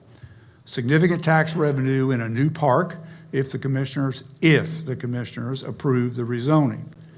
That decision was simply doing what they were elected to do. If some change did occur, then how can Rural Hall best benefit? And I do want you to know that our attorney prepares 2 motions before every rezoning case. Make sure they're all in compliance. 1 to approve and 1 to oppose. So when it sounds like legalese, it is, but it was actually prepared beforehand, and we have one of each. So I'd like to make this motion. I'd like to move that the zoning map amendment F-1669 and the alternate site plan and special use district permit be approved on the basis of the following. The proposed special use zoning map amendment is petitioned by Julia Wall, Wall Family of North Carolina LLC, Jennifer Job, James Martin Serber Jr., and James Martin Serber III to rezone a 128.54 acre piece of property from RS20, residential building, single family, 20,000 square foot minimum lots, and GI general industrial to LIS limited industrial special use with uses of agricultural production, crops, agricultural production, livestock, offices, parking, commercial, recreation facility, public testing and research lab, transmission tower services, and utilities, is consistent with the recommendations of the Forward 2045 Comprehensive Plan and is reasonable in the public interest because, one, the subject property consisting of open fields, 4 single-family houses, and several accessory buildings is located on the northwestern side of Athenia Rural Hall Road, north of Tobacconville Road, and at the terminus of Glade Street, and is adjacent to property zone GI, LB, RS20, and RS9 with adjacent and nearby uses of a Duke Energy substation, various industrial uses, a church, cemetery, convenience store, restaurant, government office, a warehouse building, utilities, and single-family houses. The proposed LIS zoning is primarily intended to accommodate limited manufacturing, wholesaling, warehousing, research, and industrial development, which in their normal operations have little or no adverse effect upon adjoining properties and growth management areas 1, 2, 3, and 4, and metro activity centers. 3, the proposed site plan features 3 two-story buildings totaling 1.1 million square feet of interior space, housing data centers, associated parking, and stormwater ponds and park land. The site is located in Growth Management Area 3, adjacent to the Rural Hall Downtown Activity Center, and has access to public water and sewer. And 5, the proposed use is consistent with Forward 2045 Comprehensive Plan, which recommends industrial uses adjacent to other industrial and utility uses, and the site plan has designed buffers to protect single-family houses, and although it doesn't provide housing as is typical of mixed-use development recommended by the Rural Hall Area Plan Development, it does provide a park. Is there a second to that motion? I will second that motion. Have a second by Commissioner Wizenhut. Mr. Now Chairman. discussion. I'd like to speak in opposition to the motion that is on the floor and note that if this motion fails, I will make the motion to deny the requested petition. First, I want to note that this is a vote on a rezoning proposal. It is not a referendum on data centers. As such, that should not be the issue here. The issue should be whether this is consistent with our plans and I would say with the wishes of the impacted directly community and whether there is any reason to overturn that. I'd like to note that in addition to the disparity that we saw in the room here today in public support, which by the way goes to the question of whether the Rural Hall Area Plan adopted in 2016 is still relevant today. The support that we have heard in messages for several months now is overwhelmingly in opposition to the proposed rezoning. At the time of the June 11 hearing before the Planning Board, which voted 7-2 to deny the proposal, they had in their record 63 public comments with regard to the proposal. Of those 63, 60 were in opposition, and of those 60, at least 38 were residents of Rural Hall. Since that time, and in fact, beginning, I was able to go back to my records from early May. We have received in we have received almost 400 unique individual comments. That is not duplicate comments, not any of the repeat commenters, but in excess of 400 individuals or households commenting. Of those, 376 were in opposition. Only 33 total during that time were in support. It is clear that the community of Rural Hall and nearby considers the Rural Hall area plan adopted in 2016 to be their current preference. We have also received specific comments during that time that I think are worthy of note because they describe situations from people who would be directly impacted here. We have a message that we received in early June from a lady speaking with regard to her father who has lived at 8010 Glade Street for the better part of 40 years. He is a Vietnam veteran, and she is asking on his behalf that we not put a massive new industrial structure immediately behind his home. We received another message from a resident of Tobaccoville Road who noted that her parents built there in 1961, and in her words, my mother at 91 years old does not deserve her last years living in these circumstances of a massive new industrial facility in her backyard. We have a letter, an email from a younger lady who is writing on her behalf and on behalf of her parents, who she says have been residents of Forsyth County for 30 years. My family moved to a voluntary agricultural district in Rural Hall in 2014 because we wanted space to grow fruits and vegetables, raise animals, and keep bees. We've been operating Sassafras Family Farm for more than a decade.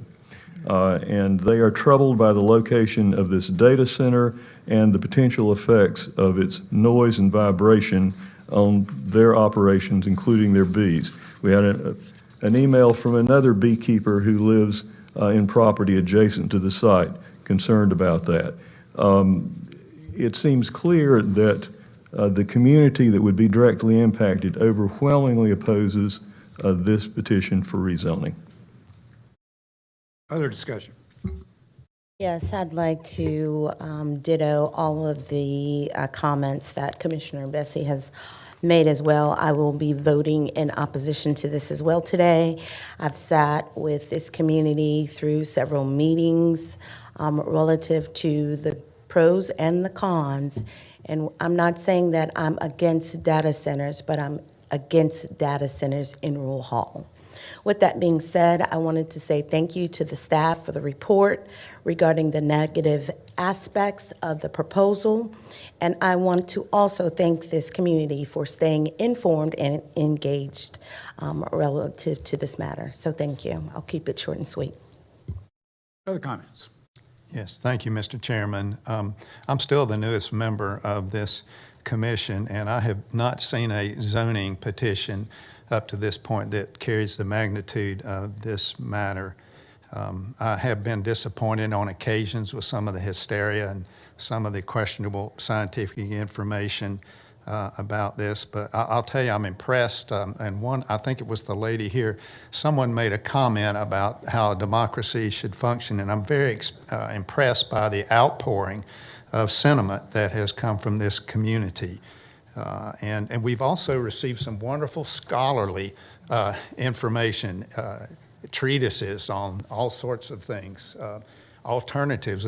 We've got a whole section here about where you can put a data center in Forsyth County. And I heard a number of you say you weren't against data centers per se, and I hope I'll find out that that's correct at a later date. You know, I've heard negative comments about the developer, about the mayor and his staff. Demonizing them is, in my opinion, totally inappropriate. We've met with the developers. They've been very candid in their discussions with us. I respect them. I wish they had an end user at this point. I went with the chairman down to Maiden, and we looked at the data center there, and the town of Maiden, you know, is just flush with cash, and they don't have any complaints about it, but that data center is not in the town. So, you know, we get to a question about whether or not it would be a problem in this location. I believe that, based on the science that I've read, that the water, the noise, the power issues, the aesthetics, I believe all of those could be properly addressed. But, you know, we've had so much fun reading over 400 emails, and commissioners actually do that because that's what we're supposed to do, and I appreciate that very much. But the consistent theme that comes through there is with regard to the location, as some of the other people have mentioned. I know it's not consistent with the Forward 2045 plan. I'm impressed with the recommendations of the staff that serve this county so well in that regard. So, you know, you get down to the consistent theme that I've seen that I think is genuine and sincere, and that is the comments repeatedly that Rural Hall is a small, slow, sleepy town, and we love it that way. And that's the way that we want to keep it. And, you know, we're not a Nancy state yet, where we, you know, the socialist model in Europe works pretty well in that regard, but in America, something like that doesn't really work. You know, I don't know that we make the decision that this is something that they ought to have when we just cram it down everybody's throat. And so I'm satisfied that there are other suitable locations in the county for a project like this, and I just, you know, am concerned that it might be better to find one of those sites. Other discussion? I would just like to say, oh, I'm sorry, I didn't, okay. I just wanted to say that I would not be in support of the current motion because I am here to represent the citizens of Forsyth County, and you all have come out in such an ideal democratic way. I think that your concerns are very reasonable and aligned with national concerns about data centers. I, like others, I am not at this point anti-data center. It's just that I don't know about the ramifications of what will happen from a health perspective. It seems that there is promise for great revenue, and I will say Forsyth County is in need of some additional revenue, but not at the cost of the will of the citizens here of Forsyth County. So the one thing that I would put on consideration for Forsyth County is for us to continue to do more research and to redefine the data center as we know it now, so that it is more appropriate to the times that we find ourselves. And that's going to be some work on the part of staff and this commission, but I think it would be well worth the energy so that the developers who are coming into Forsyth County doesn't have to go through all of what they probably have had to endure, because we don't yet have maybe an appropriate way to assess whether Forsyth County, what we desire as it relates to bringing data centers, just not maybe publicly there yet. So I would, you know, again, just highly suggest to the county that we revisit what we see ideally where data centers should go in Forsyth County, so that developers don't come and waste so much time, energy, and money in trying to figure this piece out. So that's where I stand. Thank you. Any other comments? Just a few. I did second the motion because I agree with it. I know so many folks in Rural Hall because I grew up in that area. My family did our grocery shopping there, did our banking there. I love Rural Hall, always will. I'm very disturbed by what has happened through all this. You have neighbors against neighbors, families against families. It is so heartbreaking to see what has happened in Rural Hall. And yes, we did receive huge amounts of emails. I will tell you, several of the emails had no addresses. I don't know where they came from. I figure you all do, but I don't. I think it was an organized misinformation campaign. I hate that for Rural Hall because I know there are so many people who are in favor of this. I've been told if you came out in favor of it, you got blown up on Facebook. God bless Facebook. It is causing more trouble than it'll ever be worth.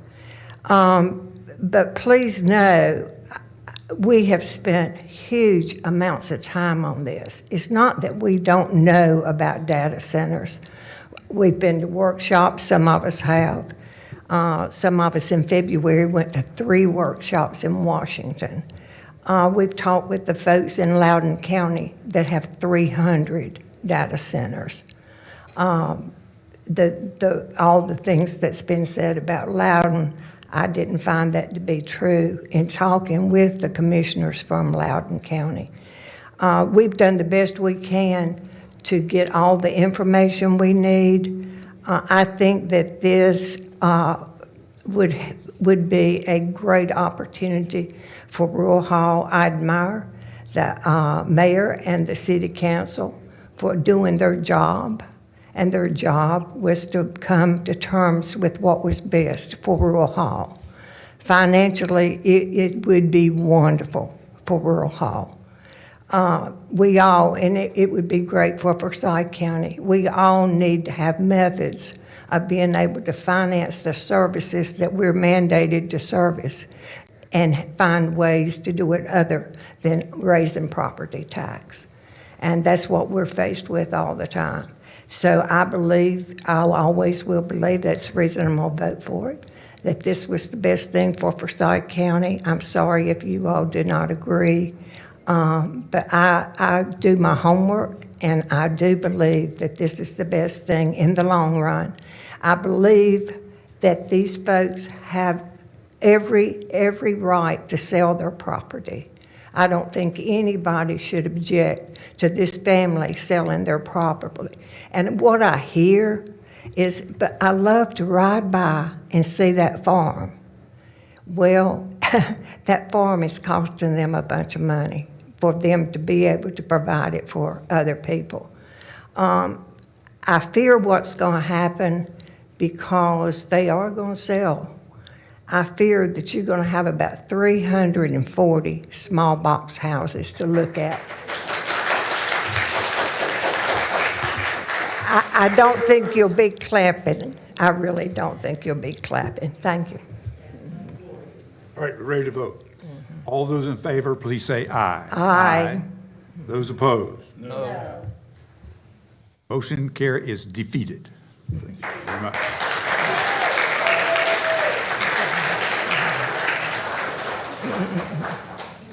Mr. Chairman, Yes. I would like to make a motion. I move that zoning map amendment F 1669, including site plan and special use district permit, be denied on the basis of the following. The proposed special use zoning map amendment as petitioned by Julia Wall Family of North Carolina LLC, Jennifer Job, James Martin Serber Jr., and James Martin Serber III to rezone a 128.54 acre piece of property from RS20 residential building, single family, 20,000 square foot minimum lots, and GI general industrial to LIS What in the world is that? limited industrial special use with uses of agricultural production, crops, agricultural production, livestock, offices, parking, commercial, recreation facility, public, testing and research lab, transmission tower, services A, and utilities, is neither consistent with the recommendations of the Forward 2045 Comprehensive Plan nor reasonable or in the public interest because, 1, the subject property consisting of open fields, 4 single-family houses, and several accessory buildings is located on the northwestern side of Bethania Rural Hall Road, north of Tobaccoville Road, and at the terminus of Glade Street, and is adjacent to property zoned GI, LB, RS20, and RS9, with adjacent and nearby uses of a Duke Energy substation, various industrial uses, a church, cemetery, convenience store, restaurant, government office, a warehouse building, utilities, and single-family houses. 2, the proposed LIS zoning is primarily intended to accommodate limited manufacturing, wholesaling, warehousing, research, and industrial development, which, in their normal operations, have little or no adverse effect upon adjoining properties in growth management areas 1, 2, 3, and 4, and metro activity centers. 3, the proposed site plan features 3 two-story buildings totaling 1,122,300 square feet of interior space, housing data centers, associated parking, and stormwater ponds and parkland. 4, the site is located in Growth Management Area 3, adjacent to the Rural Hall Downtown Activity Center, and has access to public water and sewer. 5, the size, scope, and hours of operation of the proposed facility and use are inconsistent with the LI zoning category. 6, the proposed use is inconsistent with the Forward 2045 Comprehensive Plan, which recommends industrial uses be a part of a designated business or industrial park, rather than adjacent to residential uses, to minimize off-site impacts. And the site plan is inconsistent with the Rural Hall Area Plan update, which recommends mixed-use development, including residential uses, and recommends that neighborhoods be protected from inappropriate commercial and industrial encroachment. Is there a second? I'll be happy to second that. Second by Commissioner McDaniel. Any Mr. Chairman, discussion? I'd like to make a comment, given my particular situation. Over the years, I've attempted on particular zoning matters and other things, but zoning matters too, let people know why I did or was going to do, explanation for it. And so over time, I come to the conclusion, for me, I just as well hadn't said anything, and that's just only for me. Others are better wordsmiths than I am. When I was 17, 18 years, well, let me just say this next. The landowner has the right to sell their land. And the landowner's got a right to sell the land at a higher value use than it is now. And it's likely that that may come about, and that higher use is likely to be dense dwellings because it's sewer available. And so that may come, and I wouldn't doubt that we would have opposition here if it does. And probably the main reason for it would be because it would cause more traffic if it was there. So now I'm gonna go back a little ways. When I was 17, 18 years old, my mother and daddy both passed. And at that time, 18, you wasn't considered adult, it had to be 21. I couldn't sign any documents. So a real estate person came by just months after my daddy had passed and wondered if I'd be interested in selling the land. Well, I wasn't interested in it. I wasn't old enough anyway. I couldn't have signed the papers. But what I had there ended up with was that's how I thought I was going to end up surviving. I didn't have any idea about selling it. I was just going to survive, try to. I didn't have anybody to helped me. The only person that close to me was left was my grandmother, and she was aged then, not in good health. I learned many things out of that surviving. One of them was that I found out you could survive on little money. And a long time back, I didn't, just a little was, it was little, because I can remember that I know I did not have more than $100 in cash. And so as time went on, money didn't bother me too bad, because I thought I could get by with, always get by with less than what I had. And so I'm still there at the farm. I've expanded the farm. And there was some near me about 5 years ago that was for sale. And for whatever the reason, the person didn't contacted all of there's 3 or 4 other neighbors, all of them but me. Didn't contact me. And I couldn't figure that out then, and I can't figure it out to this day. I quit trying to figure on it. The house is there now, and they're not bothering me, and I know that they don't like it when they get behind the tractor and it takes them extra few minutes to get home. So the man, not sure what he was thinking. He was wondering whether there was anybody around it, or 2 or 3 together that might put something together. Well, it was enough around that could have put something together if it allowed him to do it, but he didn't want, for whatever reason, didn't want to do that. Main point is, I got sense enough to know, I went to that property at least twice. One time on the interior of it, and then another time I came in off a Circle Drive up there on the north side, and I thought I could get all the way to it, but it was some private drives up there, and so I didn't attempt it. I could see the substation, but I did go in on at the end of Glade Street, and I'd always noticed a 2-story house up there on I've been through Rural Hall many times, up there on the hill, and that one field that comes out there to the highway, I'd noticed that every time I ever went by, and I just wondered what was back there.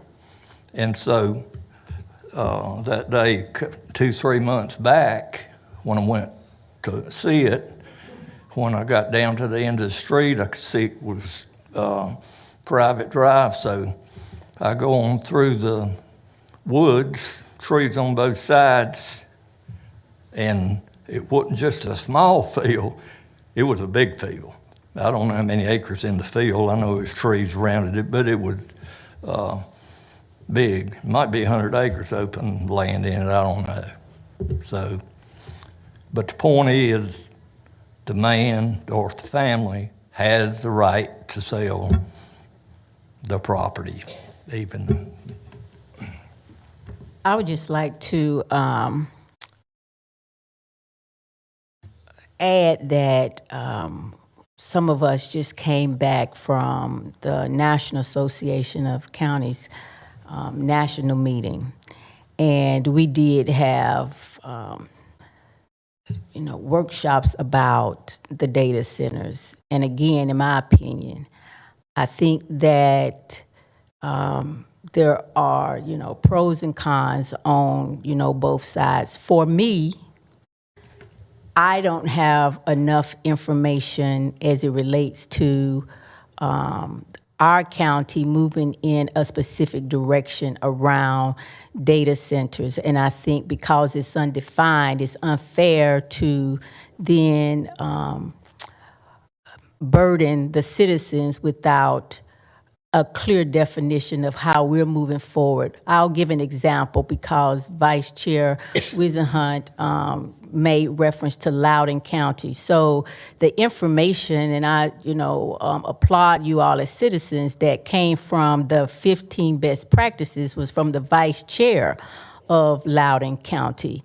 And when you measure best practices of this situation, it just doesn't meet their model. And that is one that we were able to go to Loudoun County, but also I was able to have conversation with the vice chair. So I'm not in per se disagreement with Vice Chair Wisenhunt as it relates to she has enough information, but I will reiterate that I just don't have enough information at this point to I would say, approve something of this magnitude from the standpoint of someone wanting to bring in data centers. And again, I would encourage this county with staff, experts around what is the vision of data centers in Forsyth County. So we have, in my opinion, our own best strategies, our own footprint in Forsyth County to bring data centers. So I just wanted to add that before we finalize the vote. Any other discussion? All in favor, please say aye. Aye. Those opposed? No. No. Motion carries. We're good. I'd say we probably can we need to set up for a different kind of hearing. I think we can take about a 10-minute break and return.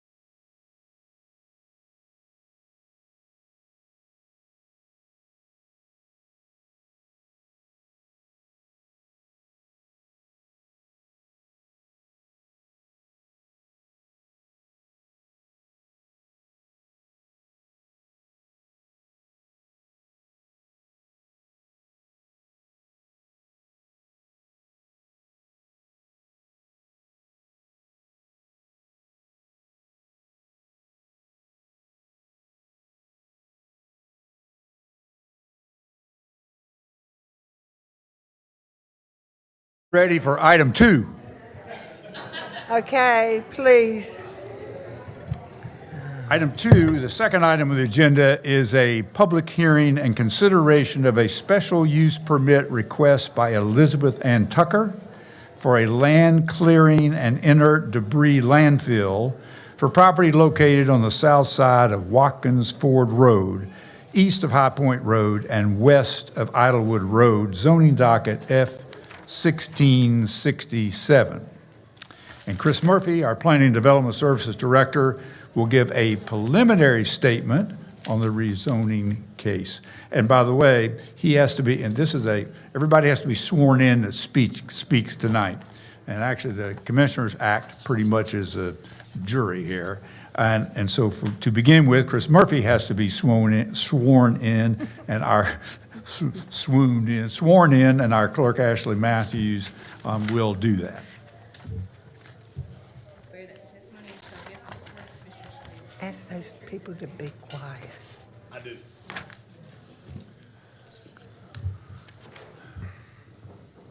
Good evening. It's been a while since I've been up here, but it's already been a long meeting. This is case F1667, which is a special use permit request for a 69.5 acre tract of property located between I-74 and Watkins Ford Road, east of High Point Road. This is an elected body special use permit for a landfill, land clearing, and inert debris, LCID greater than 2 acres. I will pause briefly and give the county attorney the ability to provide a little bit of procedural explanation. Thank you, Chris.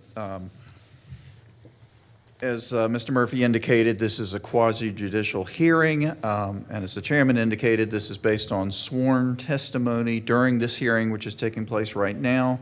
There have been no communications with people outside of the hearing, and I appreciate the commissioners forwarding to me any questions they receive from the public on that. The testimony must be based on relevant facts, and some testimony, such as traffic projections or property valuations, must be based on expert testimony.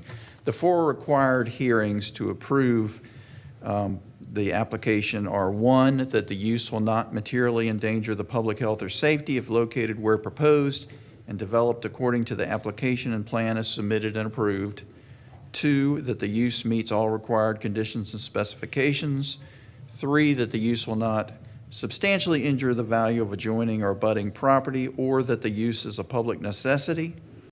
And 4, the location and character of the use, if developed according to the application and plan submitted and approved, will be in harmony with the area in which it is to be located and in general conformity with the Ford 2045 comprehensive plan. Once the proponent has offered evidence of these 4 findings, the burden shifts to opponents, if there are any, to produce specific evidence that at least one of the 4 findings has not been met. And that is it. So I'll turn it back to Chris. Okay, just a little bit of context and background. This is the subject property shown on the Ford 2045 Growth Management Area Plan. It is located in GMA 4, which is the future growth area, just south of some property located within the town of Kernersville on the south side of Watkins Ford Road. This is the subject property highlighted in yellow.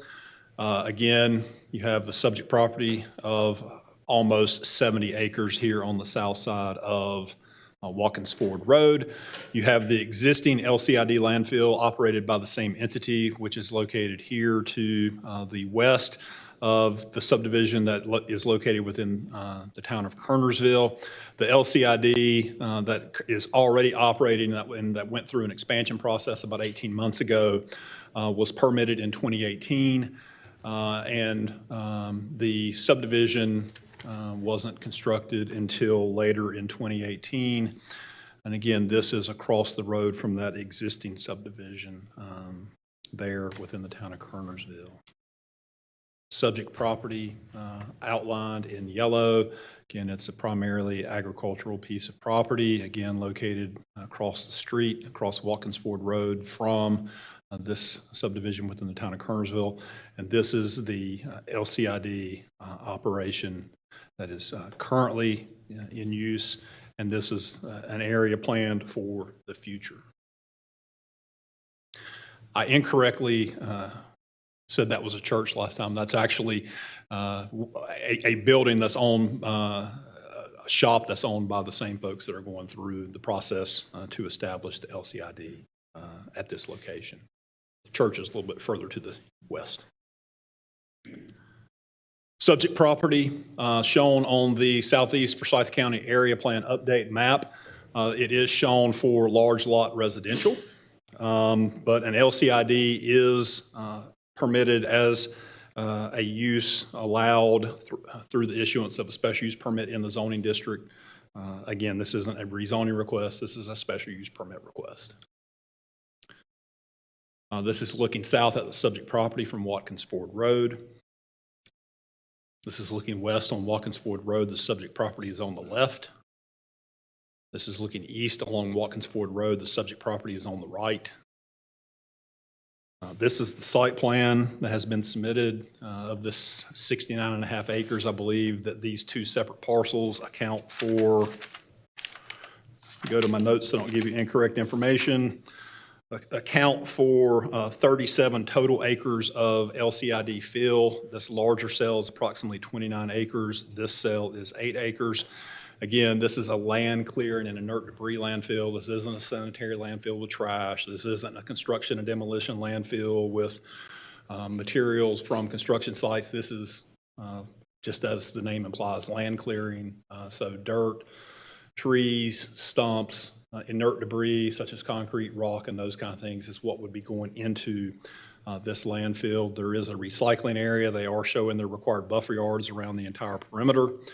They have agreed to some right-of-way dedication along Watkins Ford Road. And again, just for context, this is the proposed LCID, and the existing LCID property is about 500 feet to the northwest, and the actual cell that is being filled is about 1,000 feet to the northwest.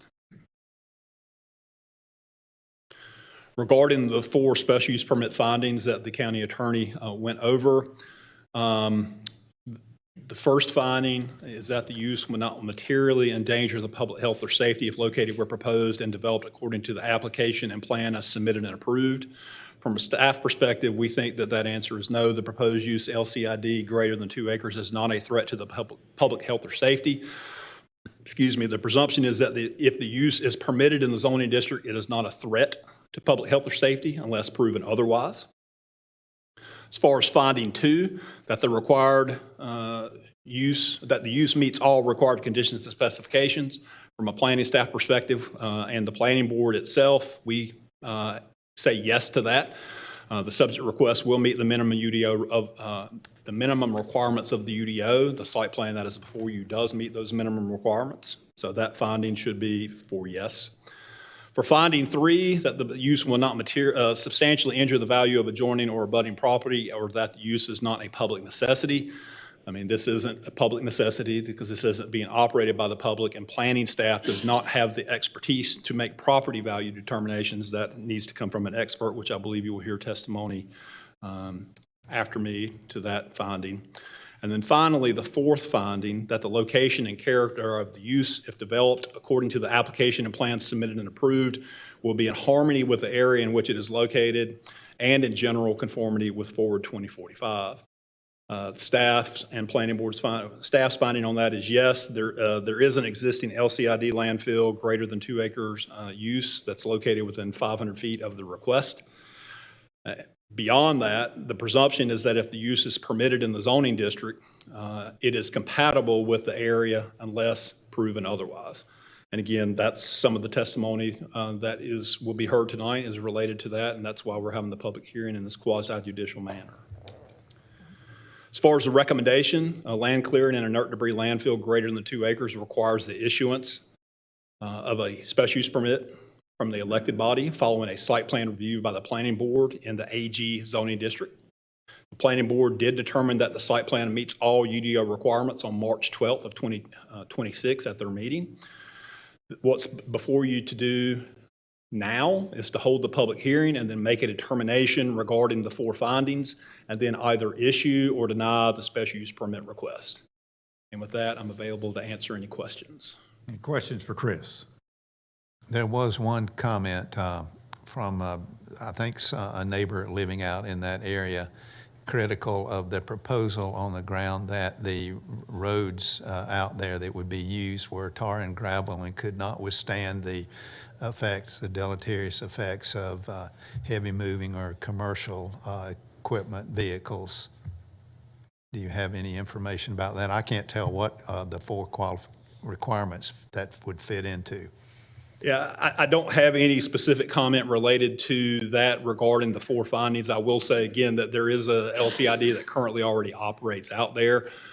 I'm not aware of any adverse impacts on the existing roadway, but again, I can't honestly say that I travel that road that often, but I have not heard of anything, and I've not heard anything from DOT. I know that I think there are some future road projects scheduled for Watkins Ford Road under the NCDOT's transportation plan.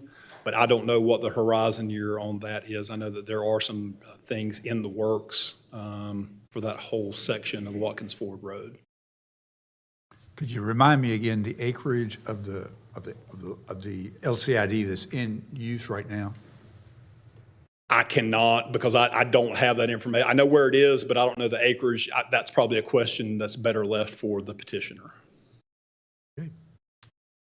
So we're ready to begin. I've got a couple preambles and we'll get started. And the first is that the board, us, will not be limited to consideration of such evidence as would be admissible in a court of law. Discussion and deliberation among the board shall occur in open session, and the board may question any witness. All evidence must be presented prior to the board rendering a decision. The process of approving the issuance of a special use permit is quasi-judicial, as our attorney has explained, and it does require speakers for this particular hearing to speak under oath. The board requests that both proponents and opponents refrain from making a repetitive statement or asking repetitive questions. Each side should consider appointing a spokesperson, if possible, to conduct cross-examination. The board will allow both sides to present their views and to cross-examine each witness. Anyone who intends to present an argument in favor of this matter, just please come forward and go ahead and you can move to the podium. Take your time.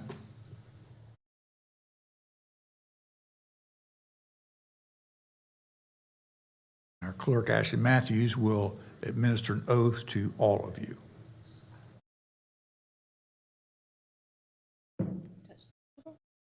Be clear that the testimony you shall give to the Board of Commissioners shall be the truth, the whole truth, and nothing but the truth.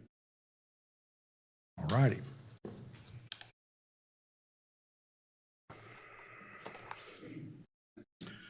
Good evening, We just need your name and address, and I didn't read that. Please, I want to forward you to state your name and address for the record.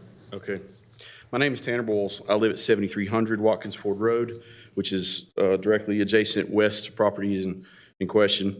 I'll start with my statement. Good evening, Forsyth County Commissioners and county staff.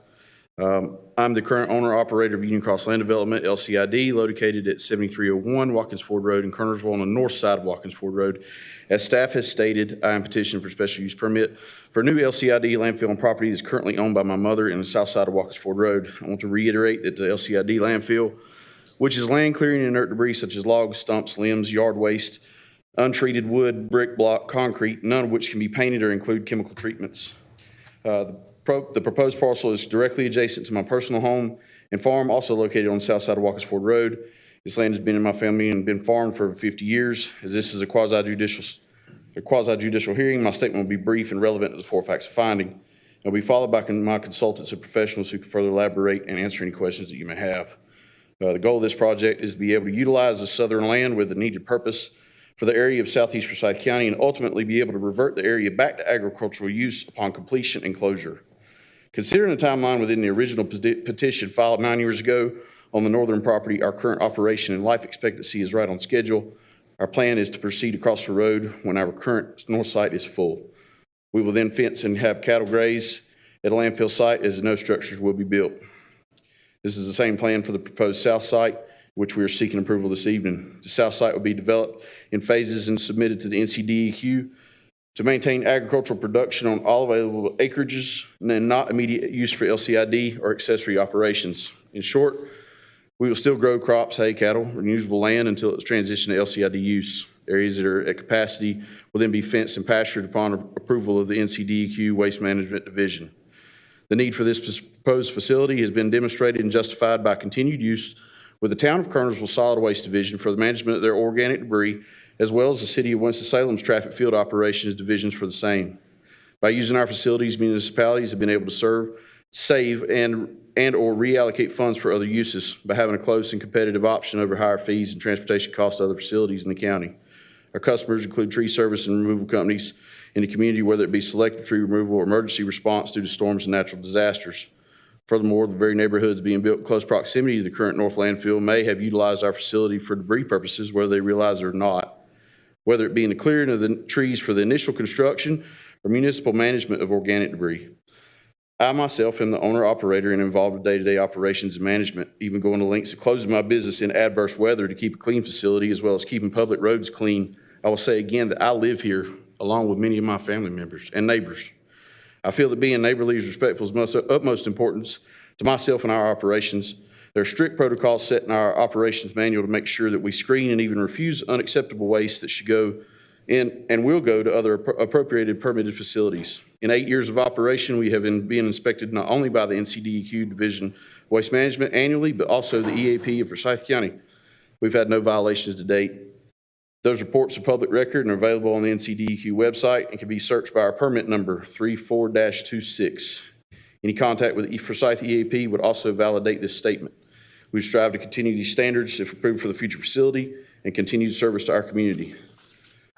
Thank you for hearing this petition this evening. I will now turn my time over to our real estate evaluation specialist and then our landfill engineering consultant. Thank you again for your time.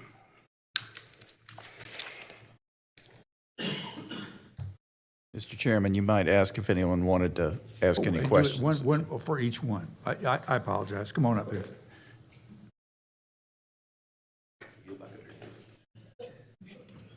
This is for practice. In fact, we've done a couple of these. Just in fact, I was here when we did yours the first time. Correct. Yes, and sir. We actually had people sort of a little back and forth, and it actually worked out okay. But I was going to wait till we got. But this is good.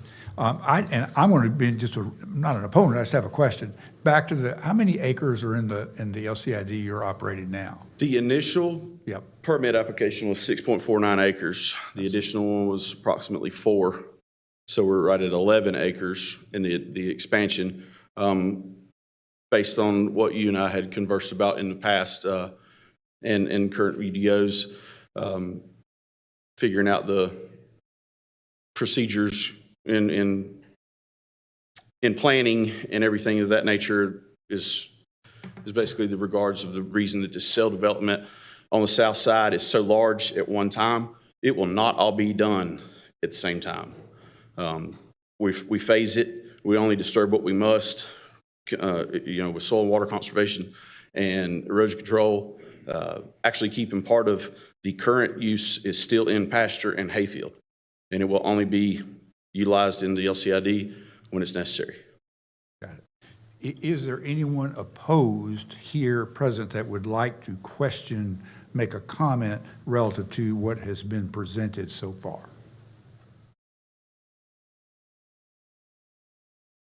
Not seeing anyone. Any other questions from our folks? Yeah, in drought periods such as we've recently been in, is there any aggravated risk of fire involving vegetative waste? You'd be surprised, it's actually quite the opposite. Okay. So there's nothing in your operations manual with regard to minimizing that? Oh, yes. There's policy and procedure and such. Would you be able to comment just briefly on what those processes are? When we do hotspot inspections every day on a daily basis, we did have a fire that was called in by a neighbor, and I'm probably pretty sure that's what you're referring to. It was called in as any other combustion fire could, because it is organic waste, green waste. It was during the blizzard in February when everything was ice covered. I reported that. It was contained with less than 1,000 gallons of water. That fire report we actually have from town of Kernersville and Union Cross Fire District and was contained within 3 hours. Fire department left scene. I immediately contacted Division of Solid Waste the following business day. They came out and inspected. We also have those inspection reports available for anyone who want to look at it. Thank you. Was it incendiary? Sir? Was it incendiary? No. Other questions? All right, now we can switch to your second speaker. Just identify yourself and name and address. Good evening. Chris Martin with Tri-County Real Estate. We were contacted by Mr. Bowles to do a market analysis of the home sales in the area. In doing that research, the closest neighborhood to the current LCID is the Watkins Landing development. And in the past 1,000 days, or almost two years, 9 months, they have sold, there's been 74 properties that have been sold in that neighborhood. And of that, the average homes are selling at 98.4% of the asking price, which is at or above what normal standards are. So our estimation in this, the current landfill has had no impact on the sales price of the neighborhood according to what we've been able to determine. Any questions? We have an opponent. Yes, please come forward. Why did you take a You also have to get sworn in. Just get sworn in and you can step up and identify yourself. Get sworn in first.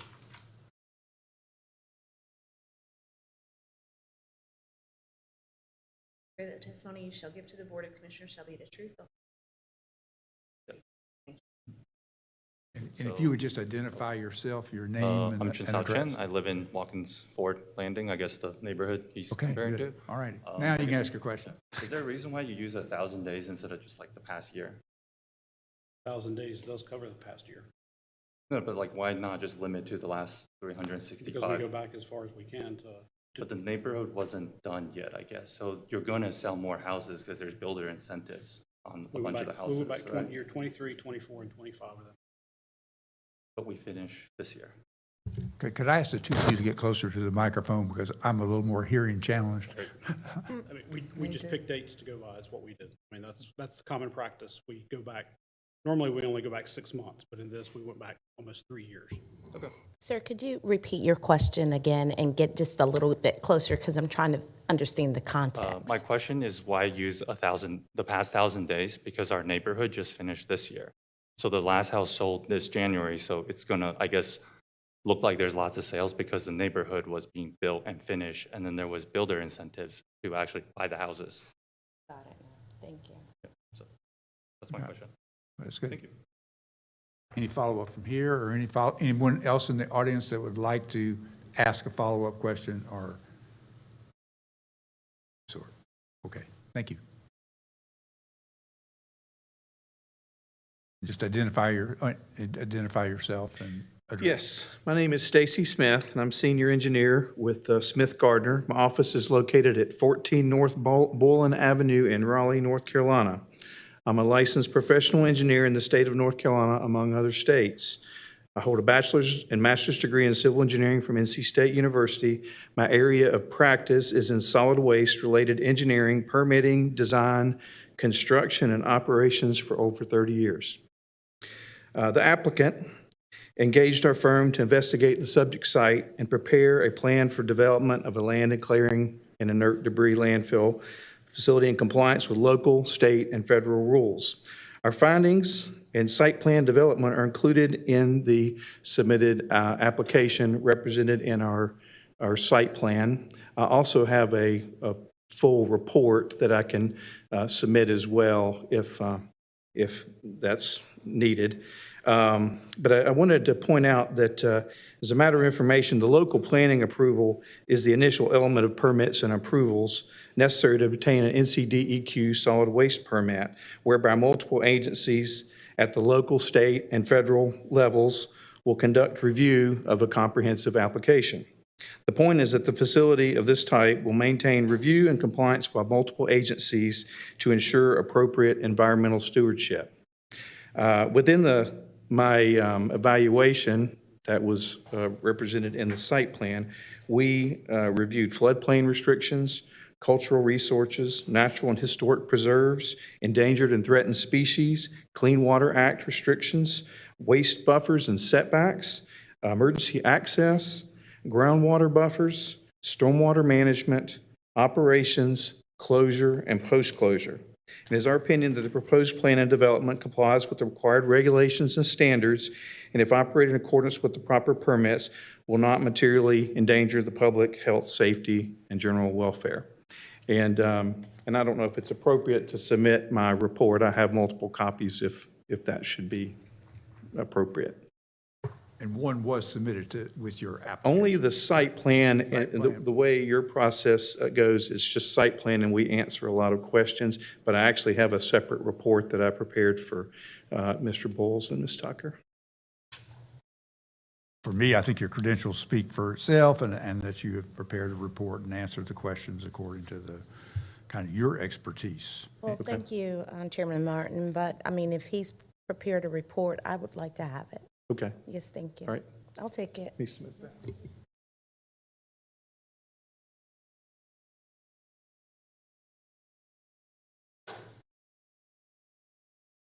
Mr. Chair?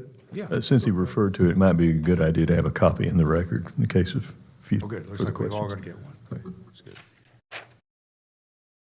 All right, do you have any other questions, or should we look at the site plan? If you have that available? What wants to come forward? Come forward. No, no, not you, the young lady out in the audience there.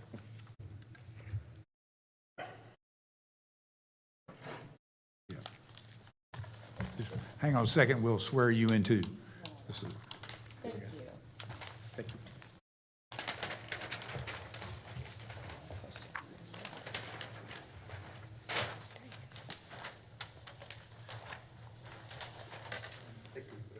Yeah, I appreciate it. Thank you.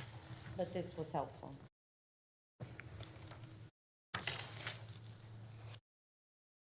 That the testimony you shall give to the Board of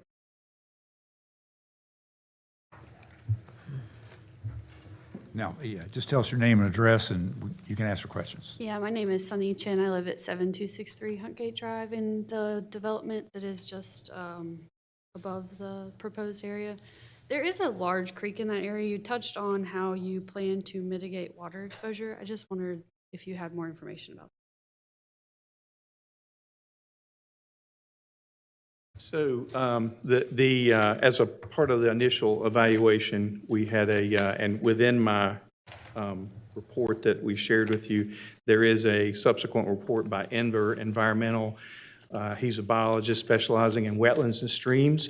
And one of the first things we'll do is identify where, waters of the U.S., wetlands and so forth, and that gets incorporated into our map. We will buffer those streams as well as the entire site with the road that is surrounding the site that has channels and diversions that will deliver the stormwater to the stormwater basins. Okay, and in those stormwater basins, that's where we manage the runoff from the facility. That gets permitted with the state, also gets permitted with Winston-Salem. And that's where we can kind of manage and sample and all the other things that may, help us ensure that we're protecting the environment. And again, if anywhere in that stream, right, the other is the buffers, right? Again, we stay out of that riparian zone by 50 feet. Looking at your pictures here, and your, any other questions relative to that? And the young lady just spoke, did you get a copy? Would you like to see that stream part of that? He could. Or could you show me on the map where you reside? Yeah. Mm-hmm.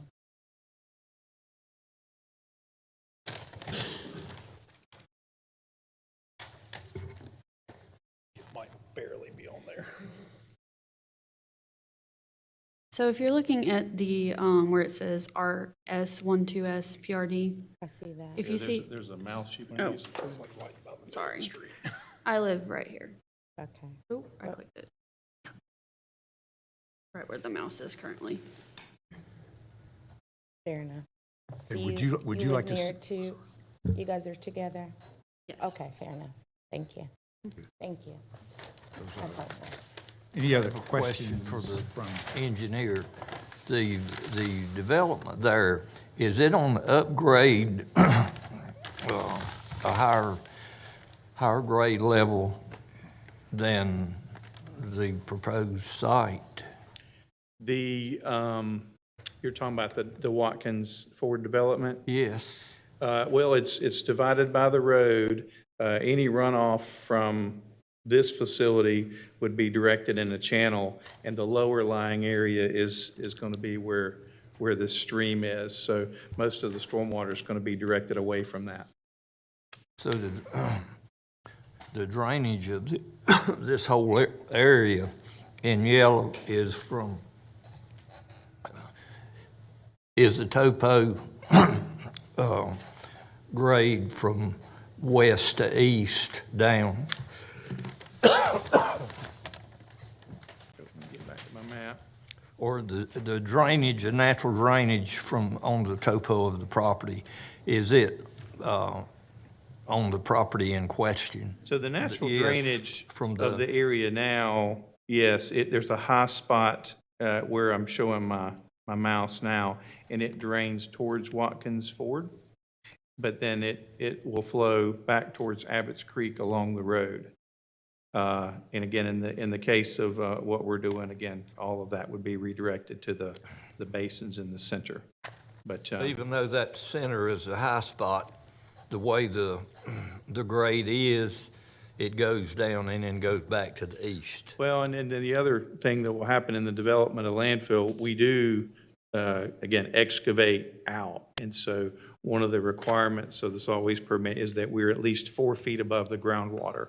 And so there has been piezometers and wells put on the site right now where we're monitoring groundwater. Other questions?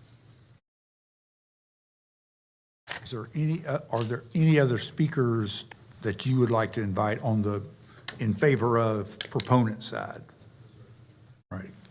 Is there anyone that would like to present an opposition statement that then the proponents could ask you questions? In other words, you kind of like your own first. Would either of you like to make this come up, and you've already been sworn in?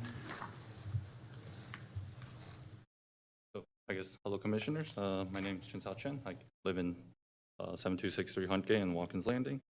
So my main opposition isn't the fact that it's an LCID. It's more the fact of how close it is to a creek and then into a watershed. So I'm a engineer for Volvo Trucks, which is a heavy-duty trucking company, and we are very aware of how much, I guess, tire pollution we generate. And that's something that I guess a larger LCID would bring in more trucks. So like dump trucks and semi-trucks.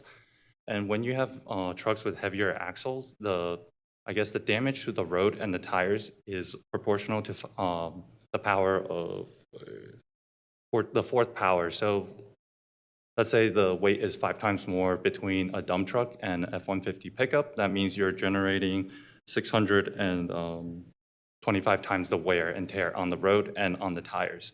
So my concern is all that dust and pollution is going to wash into the watershed because naturally the stream, when it rains, the water will run down the road and then into the stream there. And I guess that leads me to my next point. So one of the themes of Forward 2045 is to have clean air and water. And I think this would, I guess, not help the clean water because we would be washing tire dust into the water. And then while the plant has buffers, so my previous job was with John Deere's at the excavator plant, designing the excavators. They tend to leak hydraulic oil and you have to constantly grease them. And then there's always just grease on the machines. So the other concern was the grease and the hydraulic oil would wash into the river. No matter how much of a buffer you have, something will, I guess, eventually leak through or you will have an accident of some kind. And then lastly, on the clean air, so this is a much larger LCID. So right now we have some when it's dry, there are some light dust storms that come over from the current LCID next to us. But with this much larger one, my concern would be that there would be dust clouds, and then they would kind of inhibit visibility on the roads around us. And we are also next to I-74, so if the wind picks up and blows towards I-74, you might have the chance of a dust cloud.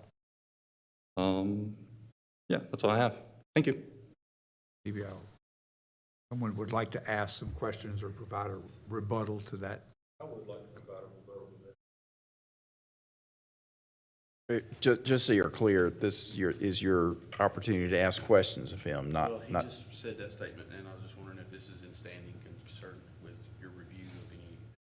No, I'm just saying you can ask him questions now if you want to. You'll have a chance to do a rebuttal later. Okay, so I can ask him questions? Yes. Okay, I don't have any questions. Okay. Okay. Are you the one who submitted the email complaint with regard to the character of the road service there? I don't think that was me. Okay. But we did submit a bunch of petitions to the planning board, but I don't know where those went. And just to be clear, the board can't consider anything that took place outside of this hearing. So, I mean, you've already presented what you wanted to present here. Yeah, right, thank you. Did you get one of these? Yeah, could he get one of these? Because there's some pictures in there when you talked about the dust clouds, runoff, all those things. And I'm not an expert, but just kind of looking at that. And I just wanted you to look at it and share your thoughts. Thank you. I'd like to ask Mr. Murphy a question. Does that road have a weight limit on it? Commissioner Linville, I have no earthly idea. That's not anything that's part of the planning analysis. I mean, I would assume it. Well, the reason I raised the question because he talked about weight of the trucks, dump trucks. I mean, again, you know, I can't speak. That's not one of the findings, then. That's not one of the findings. And again, I can't speak to what, I mean, obviously, I think I don't know about roads, every bridge has a weight capacity. But I don't know what that would be if there are bridges on Watkins Ford Road. But, you know, obviously, Mr. Boyles has already operated an LCID out here, so there are already existing trucks that are on Watkins Ford Road going to the existing LCID. I would suppose if it was an issue, NCDOT would have already done something about it. So that's not one of the findings, but I was just trying to establish if what I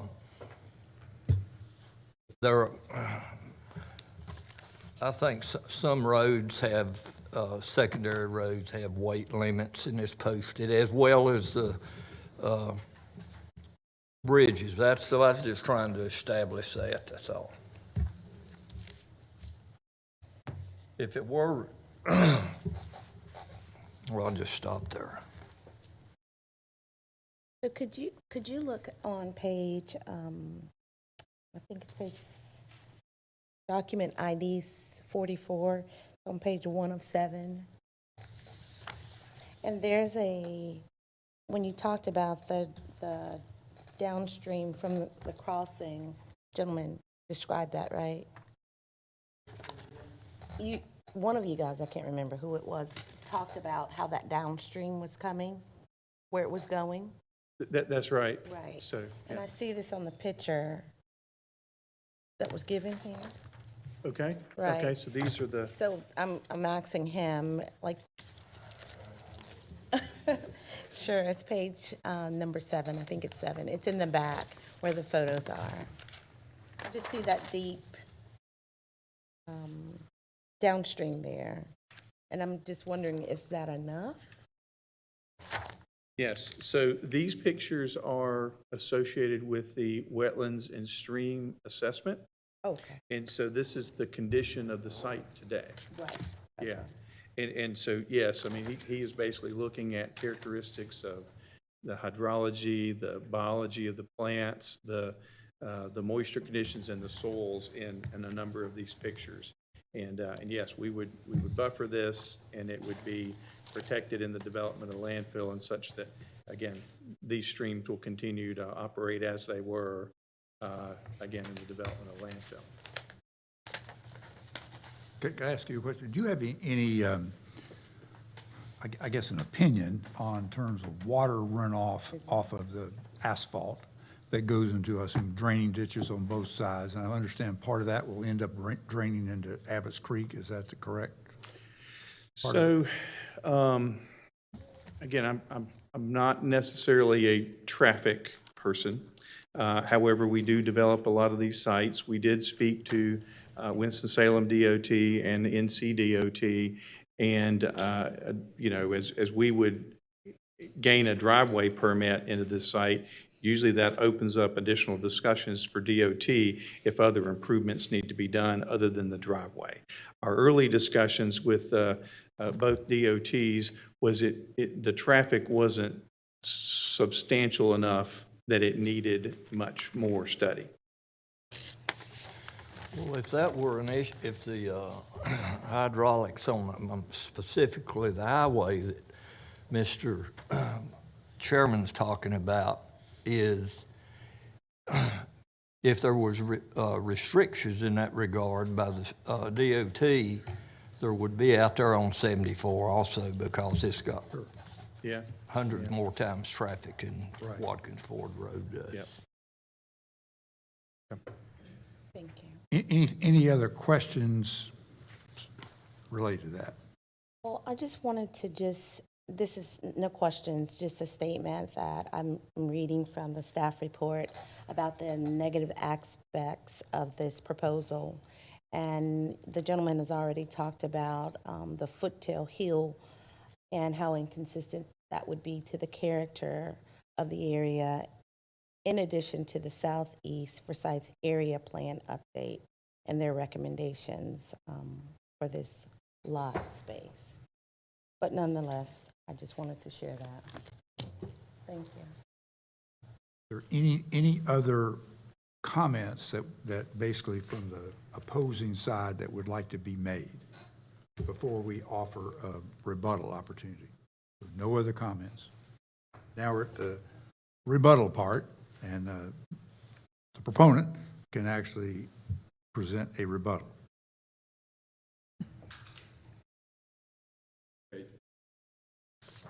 To the question of the topography, it is currently in cropland use, and the basins that are on the image that are up on the screen, all the water flows south and east with the exception of one small area. This plan, and I believe that Mr. Murphy had stated this in maybe a prior meeting, that it looks, there's a 100-foot buffer in here. But due to the size of the site itself is 70 acres, that looks very small, but 100 feet is actually quite large. And if all the water is directed on the south side of Watkins Ford Road, when this construction happens, the buffer yards, the fencing, the berms, the diversion, it will all stay on the south side and go the direction, the natural grade progression direction from this point forward. There will be no misdirection or dumping of water in any direction that's toward the north or the northwest or east or the west, for that matter. The topography is higher on this side, and it goes downstream, downhill. This water comes from I-74 and goes through the site, and these buffers are 100 feet on each side, so there's a 200-foot buffer there, and it doesn't look very large in comparison to other site plans you may see, but because the site plan is 70 acres, Abbott's Creek is here in this area, and our restricted areas on the floodplain floodways are back this far. So, and the road impacts, Watkins Ford Road, I've lived on for 30 years-ish. There is no speed limit on Watkins Ford Road. There used to be a weight limit bridge here at Abbott's Creek. There was a construction approximately 10 years ago to replace that, and the average on the roads that are not posted, the gross vehicle weight ratings for those roads are 80,000 pounds. No truck traffic that comes into our landfill exceeds that. Those are not our trucks. We do not own the trucks that come in and out of our landfill, but generally you have to have a permit from the state to do such. The traffic itself is consistent, has been consistent over the 9 years that we've been in operation. There's been no drastic uptick in the amount of volume that we have received. It has been very consistent. It was actually low in the beginning and then a couple of years in, and it's been very consistent since. This would only move that to a different location. It wouldn't add to it. I see what you're saying. And the small area of concern was where on the map? Can you show me?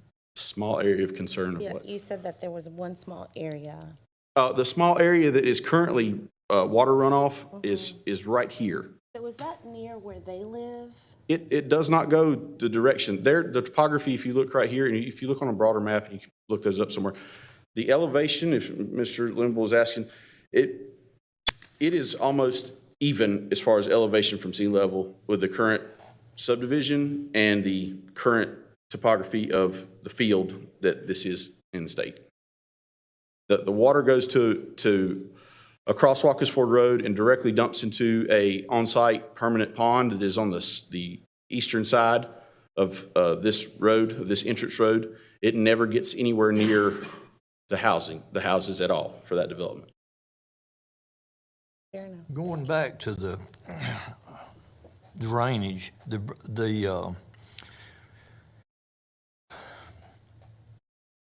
just try to, well, I think I know what, but the brown area on the east end down there, is that the catch basin for the biggest part of the No, sir, drainage? that's the recycling area Okay, for leaves mostly. Currently, the town of Kernersville brings all their leaves to us to compost. And this is a sediment pond. This is a sediment pond. This is a sediment pond, and here's one as well. And like I said, I'll reiterate the whole point of, due to the large scale of the site plan, these ponds are massive. They are large. They are done to go through the hydraulics and all those things that were necessary in the plan to meet the county UDO specs and the state DEQ requirements for the ponds to catch all of the runoff from the site, and it's in multiple areas. This cannot be any further east due to the floodplain area, floodway area. So that orange spot right there is only a small accessory recycling area for leaves. I didn't use the right term, but the sediment basin is what I was referring to, a sediment basin and a catch basin. Yes, sir. I'll look at it and see if there's a difference in it. I think they do the same thing. It's getting late, and it's my last question, I promise. For the development, how many homes is in that development? 112, okay. Thank you, that's all I had. Any further questions? One brief question regarding the dust. You indicated that the present use is agriculture. Is it crop use? Is it pasture? It is crop use. It was in pasture at one time. My property is to the west. It's right here on this western edge of the fill area. It will remain. The initial fill area will be this section on closest to I-74, furthest away from any residence. Like I stated previously, this entire area will not be disturbed at one time. This will be phased. It goes through a phasing process with the NCDEQ, so our disturbance areas are not, you're not having a massive area of disturbance and having water run off and mud and silt go into Abbott's Creek. And it will remain in cropland. Likely in the near future, will be just grass and hay. Well, actually, that's an interesting difference. For comparison, what's the current crop use? Current crop use it's fallow at the moment. On this side back here, this was recently cleared, and we planted wheat and had a wheat crop on it this calendar year. This particular section on this side had a wheat crop on it, and this area over here is currently planted in grass, and my farm is planted in grass for hay. You finished? Yes, thank you. What is into agriculture is under a different regulation, USDA, and so the regulation, until you start using that whenever you first start taking out, I don't know when that would be, 2 acres is all it can open. Is that right, Mr. Murphy? At one time? That's a state permitting. I'm not sure what the state permitting requirements are. Well, it's just a small amount, but nevertheless, as long as it's in the agriculture part, it's under those regulations. But when he starts to use this, then he's got to go over to all of those other regulations. Yes, that's correct.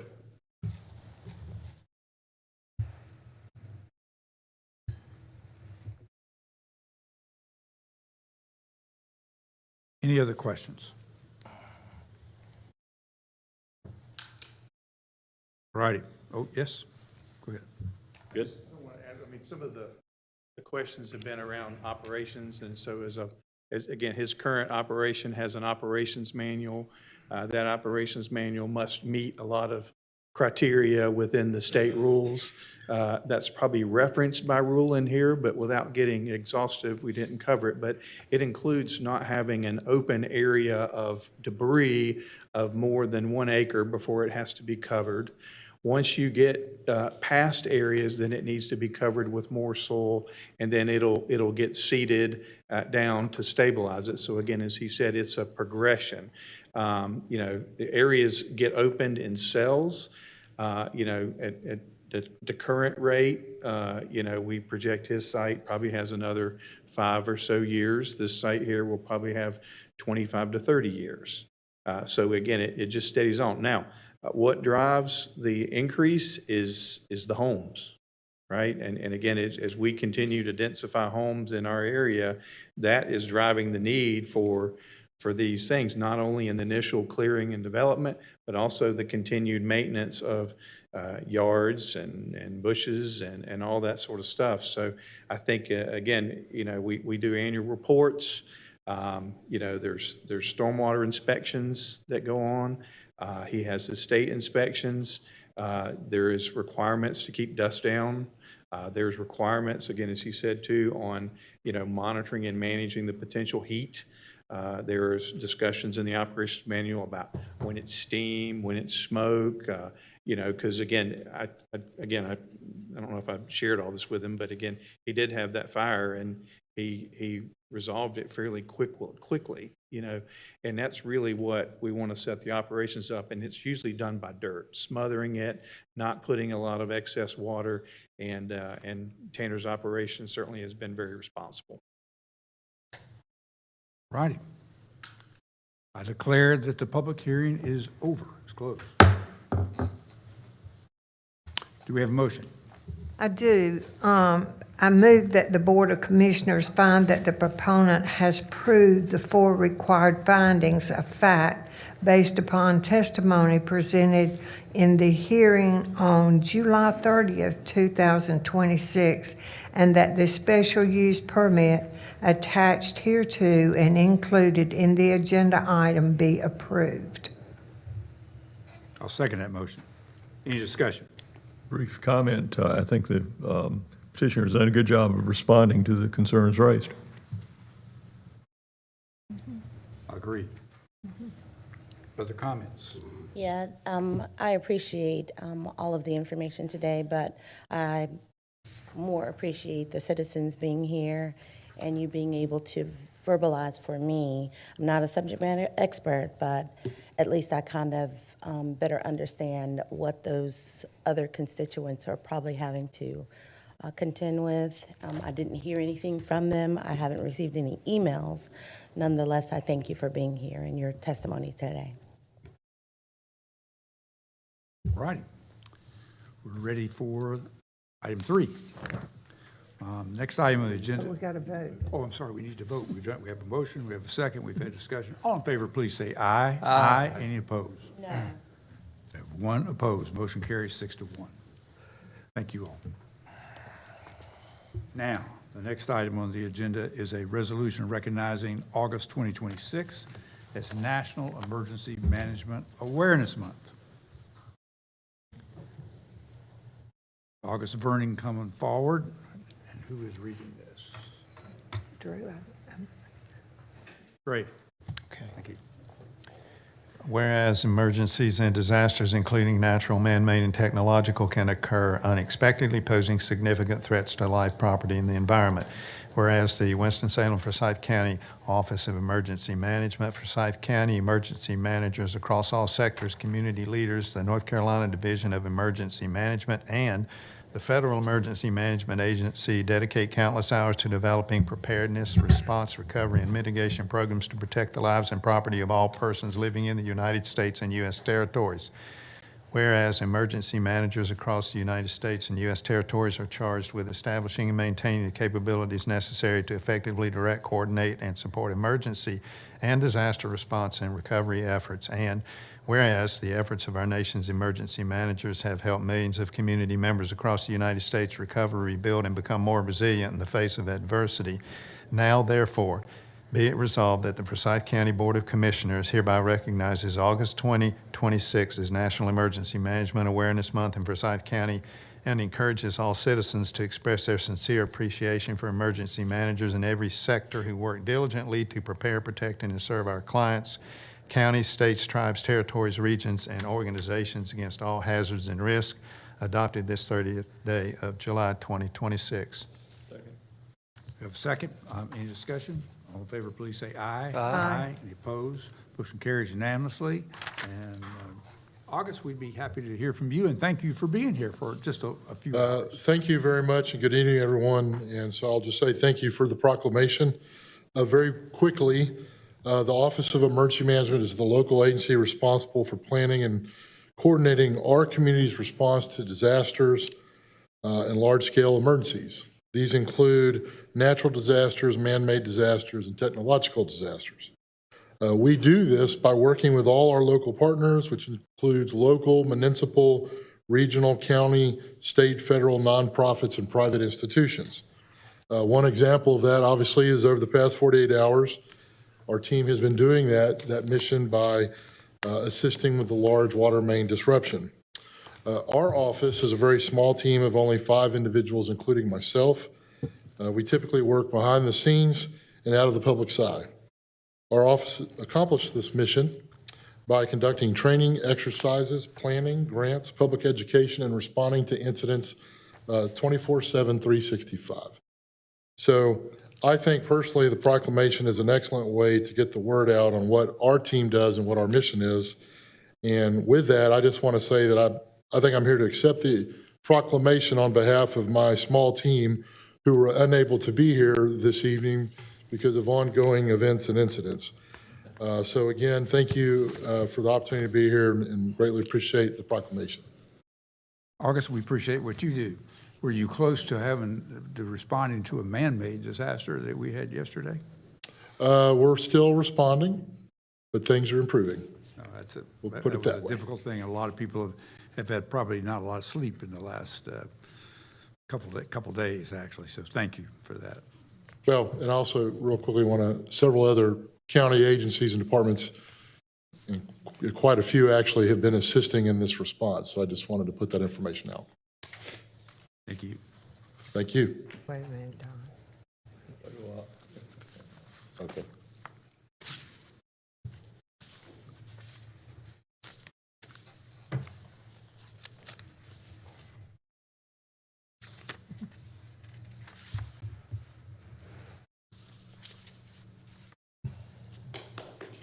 Thank you very much, sir.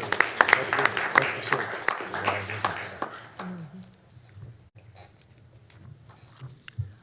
All righty.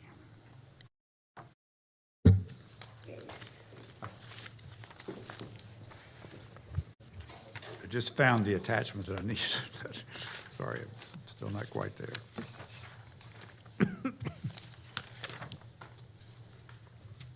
Well, we'll get to it.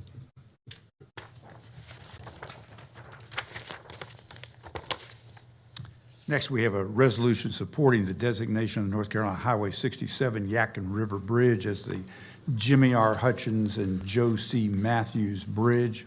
And I actually do have, just for those of you who do not know anything about those two particularly, I did want to mention their names and tell you a little bit about them. As I think I indicated on Monday, I was approached from the Yadkin County Commission Chair actually to have this, to consider this proposal. They've already adopted it. And I'll tell you a little bit about Jimmy Hutchins. He actually died in 1999. And Jimmy Hutchins served as the executive director of the Yadkin Valley Economic Development District. from 1971 until his death in early 1999. In nearly 3 decades of innovative leadership, he transformed a modest community action agency into a multi-county institution delivering weatherization, transit, workforce training, senior services, and historic preservation across Yadkin, Surrey, Stokes-Davie, and surrounding counties. He's done a number of other things, but particularly has been very active in Yadkin County. Joe C. Matthews, he was born in 1932 and died in 1997.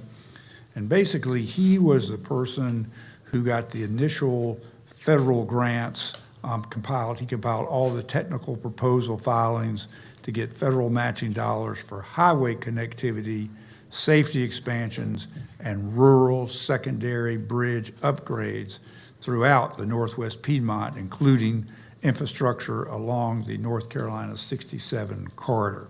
So he was in our sort of predecessor of the Northwest Piedmont Council of Governments. We used to be a part of that when it was Northwest Economic Development Commission, and now we are now associated with Piedmont Triad Regional Consortium. So he was very active in a number of issues throughout the Northwest. Both of them had relationships to infrastructure and bridges. So I would entertain a motion to approve the naming of the bridge that connects Yadkin and Forsyth County, the Joe Matthews and Jimmy Hutchins Bridge. Move approval. Motion approved by Commissioner Wizenhut, second by Commissioner Bessie. Any discussion? I do just have a question about the resolution supporting the designation. Does that mean Forsyth County has some say-so in that designation, or we're just supporting their recommendation to designate that bridge after those individuals?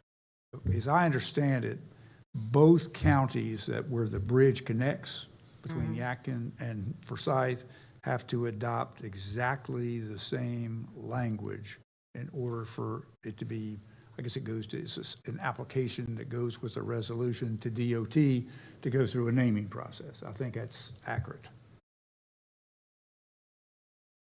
Thank you. Any other discussion? All in favor, please say aye. Aye. Any opposed?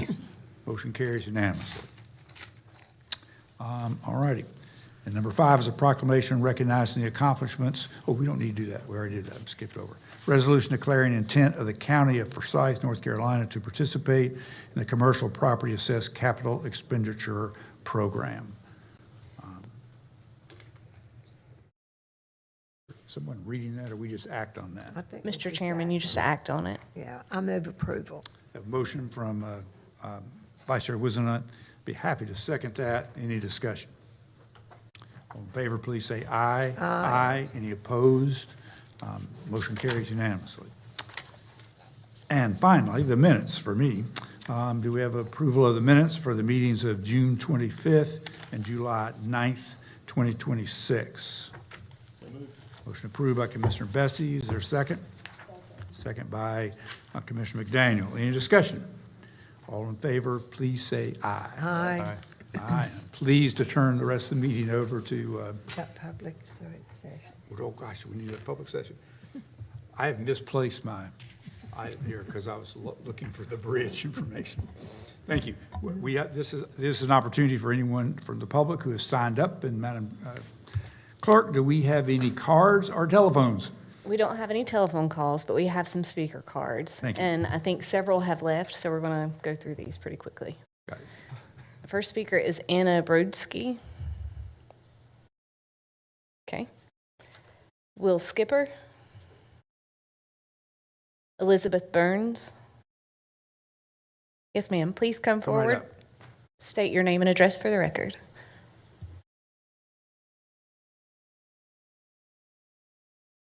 My name is Elizabeth Burns. I live at 4671 Forest Manor Drive in Clemens, North Carolina. Actually, it's a Winston-Salem mailing address, but it's Clemens. I'm the Lone Ranger from the Clemens Group, and I appreciate your longevity here and your patience. I'm coming to talk to you about 6010 Gun Club Road, and that's in Winston-Salem. On that road, it is commercial, it is zoned commercial. We have Golding Foods, they manufacture sauces. We have Salem Fabrication Technologies Group, and they distribute fabrication tooling, supplies, and machinery. We have A1 Clemens Mini Storage, and Innovia Films America. They do plastics for shipping and wrapping and things like that. And then on Kinnaman Road, we have Joyce Farms. That's a food processing plant. Clemens Gymnastics Center, Creative Drama Children's Theater, Holly Tate Fine Catering, and there's a few other smaller businesses kind of interspersed throughout that.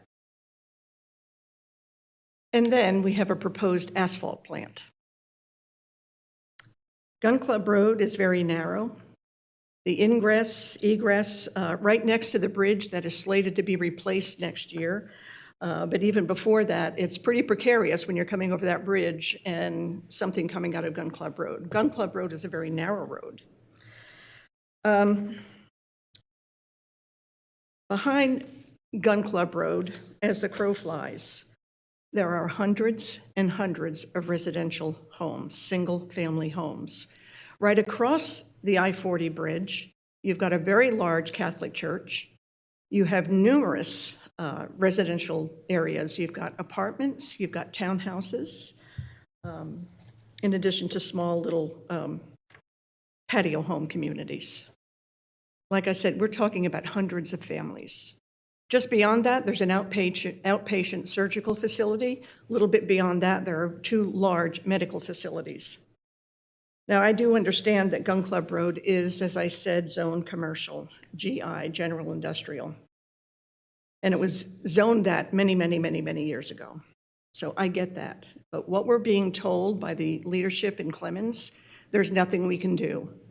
As a citizen of the United States of America, I do not accept that. That is unacceptable. Considering this plant going in, again, as I said, hundreds of families being affected, a number of businesses that cater to children, food processing plants, I think it's not just a disregard to allow this to go in, but an actual disrespect of the people in that community, of which I'm one, and only since December. I moved here from New Hanover County to avoid a lot of things, and now we're faced with this. The only thing I can really say is whoever decides the final, they've applied for their air quality permit, Maymead.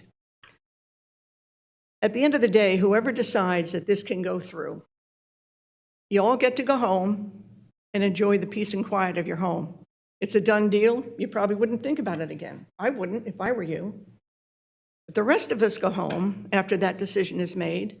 24/7, 365 days a year, we get to smell it, we get to hear it, and we get to be affected by it. Gone will be all the, I couldn't count how many little gardens are in the backyards of the people in the neighborhood. Swimming pools. I wouldn't allow my child, I wouldn't get in the swimming pool with the particulates that are put out from an asphalt plant. We're not, as a lot of people said earlier, we're not anti-growth, we're not anti-business, we're not anti-asphalt company, but there are many other commercial sites that would be better suited for Maymead. I don't know that they're even aware of what they're coming into in the residential area.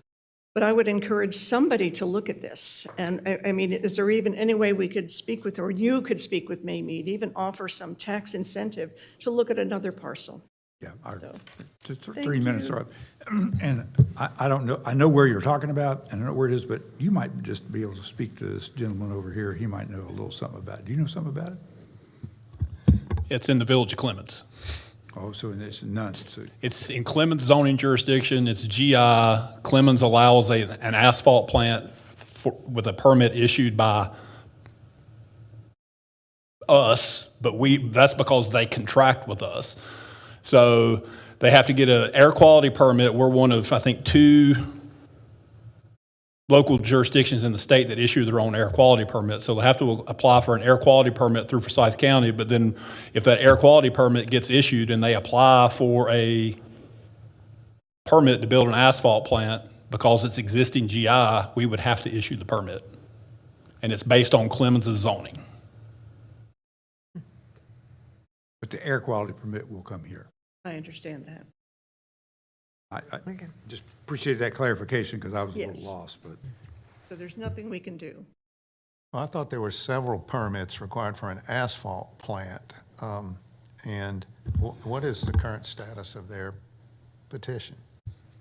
Nothing's been submitted to us. I can't speak to air quality. Again, I'm sure there are other state and federal permits they have to get. I'm speaking solely about the land use aspect of it, because the land is zone GI and the Clemens Unified Development Ordinance allows an asphalt plant with a Z. And whenever something's in the table as a Z, that means they go to the person that issues the construction permit to get the permit approved. But of course, yeah, they would have to do whatever local, state, and federal air quality, environmental quality, those type of permits, they would have to get those as well. But from a permit issuance standpoint, if they brought in an application for an asphalt plant and it met all the requirements in the Clemens UDO, we would have to issue that permit. Noise is one of them. Thank you. We kind of went a little further beyond in discussing this from a public comment standpoint, but if you'd like to say one word, Commissioner Just Bessie. one question. Does our Department of Environmental Quality issue the air permit? Yes, sir. They do review the permit and issue the permit. And if that is a departmental decision, not a board decision, is that correct? Yes, sir. That's correct. They're, yeah. And if there are public comments on that, that would go to the department. Yes, sir. And then if there were an appeal on, whatever grounds are permissible, where would the appeal go? Superior Court? The state, EPA? I'll look to. They have their own board that handles those, but if it went beyond that, it would depend on what the actual permit is. We could certainly have Minor speak to that, but the issue that was brought before you today is really a Clemens issue. Yeah. Whether or zoning. not it meets the air quality permit is not really one where there's a lot of discretion. It's very much, technical. Yes. So, but it would not come before this board, the Board of Commissioners.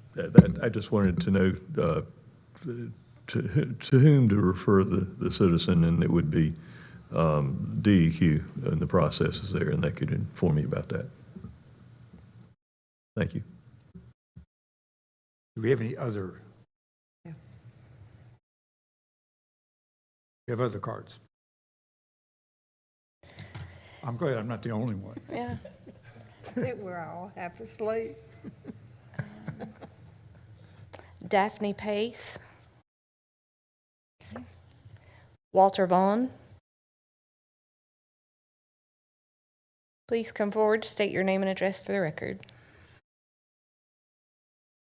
I put something on here, will it show everyone behind me? Oh, good. My name is Walter Vaughn, 393 Bagley Springs Road in Rhonda, North Carolina. I'm here to discuss a matter of the Constitution. They say ignorance of the law is no excuse, and after I get done today, there will be no excuse. The Bible simply says to correct, rebuke, and teach. You're supposed to go before your brother if you have a concern, a grievance. So today we're going to lay out the grievance. We've already laid it out 3 times in Wilkes, and we're moving into the lawsuit section. I am in no way threatening. I'm just talking about the Constitution. Hopefully everyone can see Article 1, Section 8. I'm going to read it once. Probably won't catch it, but I'll read it a few more times. The people of this state shall not be taxed or made subject to the tax or payment of any impost or duty without the consent of themselves. That's the first part. Or their representatives in the General Assembly. That's the second part. And this is the catch to the General Assembly. Freely give. If I freely give it, I can freely take it away. Now, my next one I want to bring up, we go back to the Declaration of Independence, right? This is our founding fathers, the 13 colonies, the people that wrote the Declaration of Independence. This is how I can tie it to history. It says right here, for imposing taxes on us without our consent. So I've just laid out foundational history. And I want you to understand that when I read this again, you probably still won't catch it. But right now, we're looking at legal lawsuits against our commissioners. Why? Because I'm going to read this one more time, and I'm going to see if you guys catch it. The people of this state shall not be taxed or made subject to the payment of any impost or duty without the consent of themselves or their representatives in the General Assembly, freely given. Most people in this room didn't catch it. Maybe not even the lawyers. The lawyers will tell you that the Machinery Act gives you authority. The Machinery Act is just a light switch. You flip it on and off. Somebody has to flip it on and off, right? For it to work. They'll say, well, Article 5 gives us authority. Sorry, guys. Your Declarations of Rights, Article 1 was created first in North Carolina. Everything hangs on 1. Just like the Bible, all the commandments hang on 2. I'm not going to read it anymore. I'm simply going to tell you. You see commissioner under the chain of command in Article 1, Section 8 at all. I see myself. I see representative. I don't see any of you guys there. Now, under Statute 153A, you guys are Dillon's Rule. You're an arm of Raleigh. And if you don't have anything on the books, which I already know you don't, my county doesn't, it says that you got authorization from Raleigh to tax people on their property, you guys are all on the fence. First issue is deprivation of rights. You denied me of my right. You didn't allow me to consent. The second one is treason. Under the Declaration of Independence,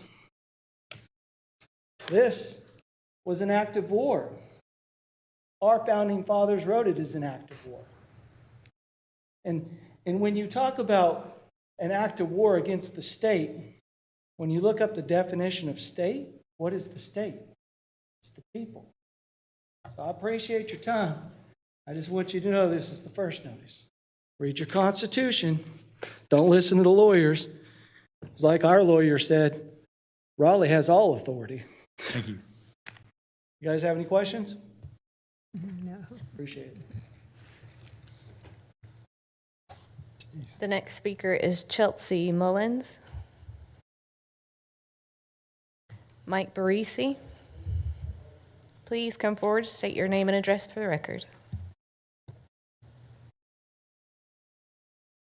My name is Mike Barisi. I live in 3331 Hilly Drive. First of all, I want to thank Denise Price for her swift action to my dilemma a couple of months ago. Okay? You, sir, I want to thank you for making me who I am. We exchanged emails in the beginning, and I said I had a proposal to do. And you said, well, bring it to the board. And I told you, I don't know. I was scared. And then you said, well, you can do it. That's what you said. So that led me to stand up here, make my proposal. And that led me to do other things in my life that I was scared to do. I had you in my mind, in my head, saying, you can do it. For me going forward to better myself, you will be there saying, you can do it. I appreciate you, and you will be missed by me. Thank you for doing that for me. Thank you for encouraging me to go forward and be a better part of myself. Okay. As far as this board being intimidated, you all know that I do not like people to intimidate my elected officials. Okay? I was opposed to the data center. And somebody in this, you said you was intimidated because you was for it. or something similar to that in Facebook, something like that. Don't let anybody intimidate you. Stand your ground. If you are for something, okay. If you're against something, okay. I am for each and every one of you because you are our elected officials. Sir, your legacy will live on in me. Thank you very much. Thank you.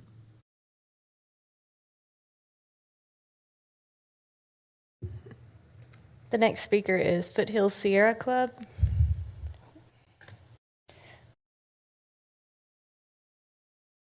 Not a name on that one. Jane Stegner. Sunny Chin. Rhonda Mays. Marcy West. Please come forward, state your name and address for the record. Thank you, Commissioners. I know it's late. Marcy West, 331 Carolina Circle, Winston-Salem, and I'm also a candidate for County Commissioner, District B. I just wanted to talk a little bit about the data center and the work that was done by the group here. There was a suggestion made that this was a coordinated misinformation campaign, and I can assure you it absolutely 100% was not. The organization of folks in Rural Hall was such an amazing group of liberals and conservatives, men and women, professionals, workers, tradesmen, retired people, all different types of people who came together, and they all researched in great detail the impacts of data centers. They looked at the sound impacts. They looked at the pollution impacts. They looked at the health impacts, the risks of leaks. They looked at how close it was to their houses, amazingly close. I know that the Maiden Data Center was mentioned as a comparison, and that Maiden Data Center is has much more land, much larger buffers, had berms around it, much lower. So when you look at the higher level, 85-foot buildings, hundreds of feet away from residences, just not at all conceivable.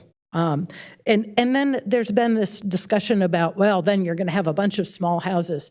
Well, I can tell you that the folks in Rural Hall that we're meeting are not opposed to development. What they really would like is a mixed-use development that has housing and has commercial that they can go and walk to. They can have as a community center. They're actually quite excited about that opportunity. They even agreed that if it was 350 houses, that would be better than a data center in terms of how it would impact their daily lives.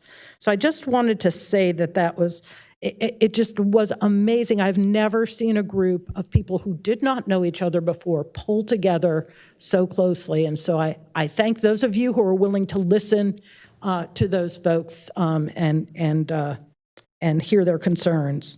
I also wanted to, on a completely different subject, just thank Don Martin for his service to the community. You've worked for many, many years. You've provided a lot of really good, thoughtful impact as you've made your decisions. I have not always agreed with those decisions, but I do appreciate the fact that you've brought your expertise to the community. I think it's a little bit sad that you're not going to be here for the final 5 months of your 12-year term. And I do think that we actually will miss your expertise in those 5 months. But I wish you well in your retirement, so thank you very much.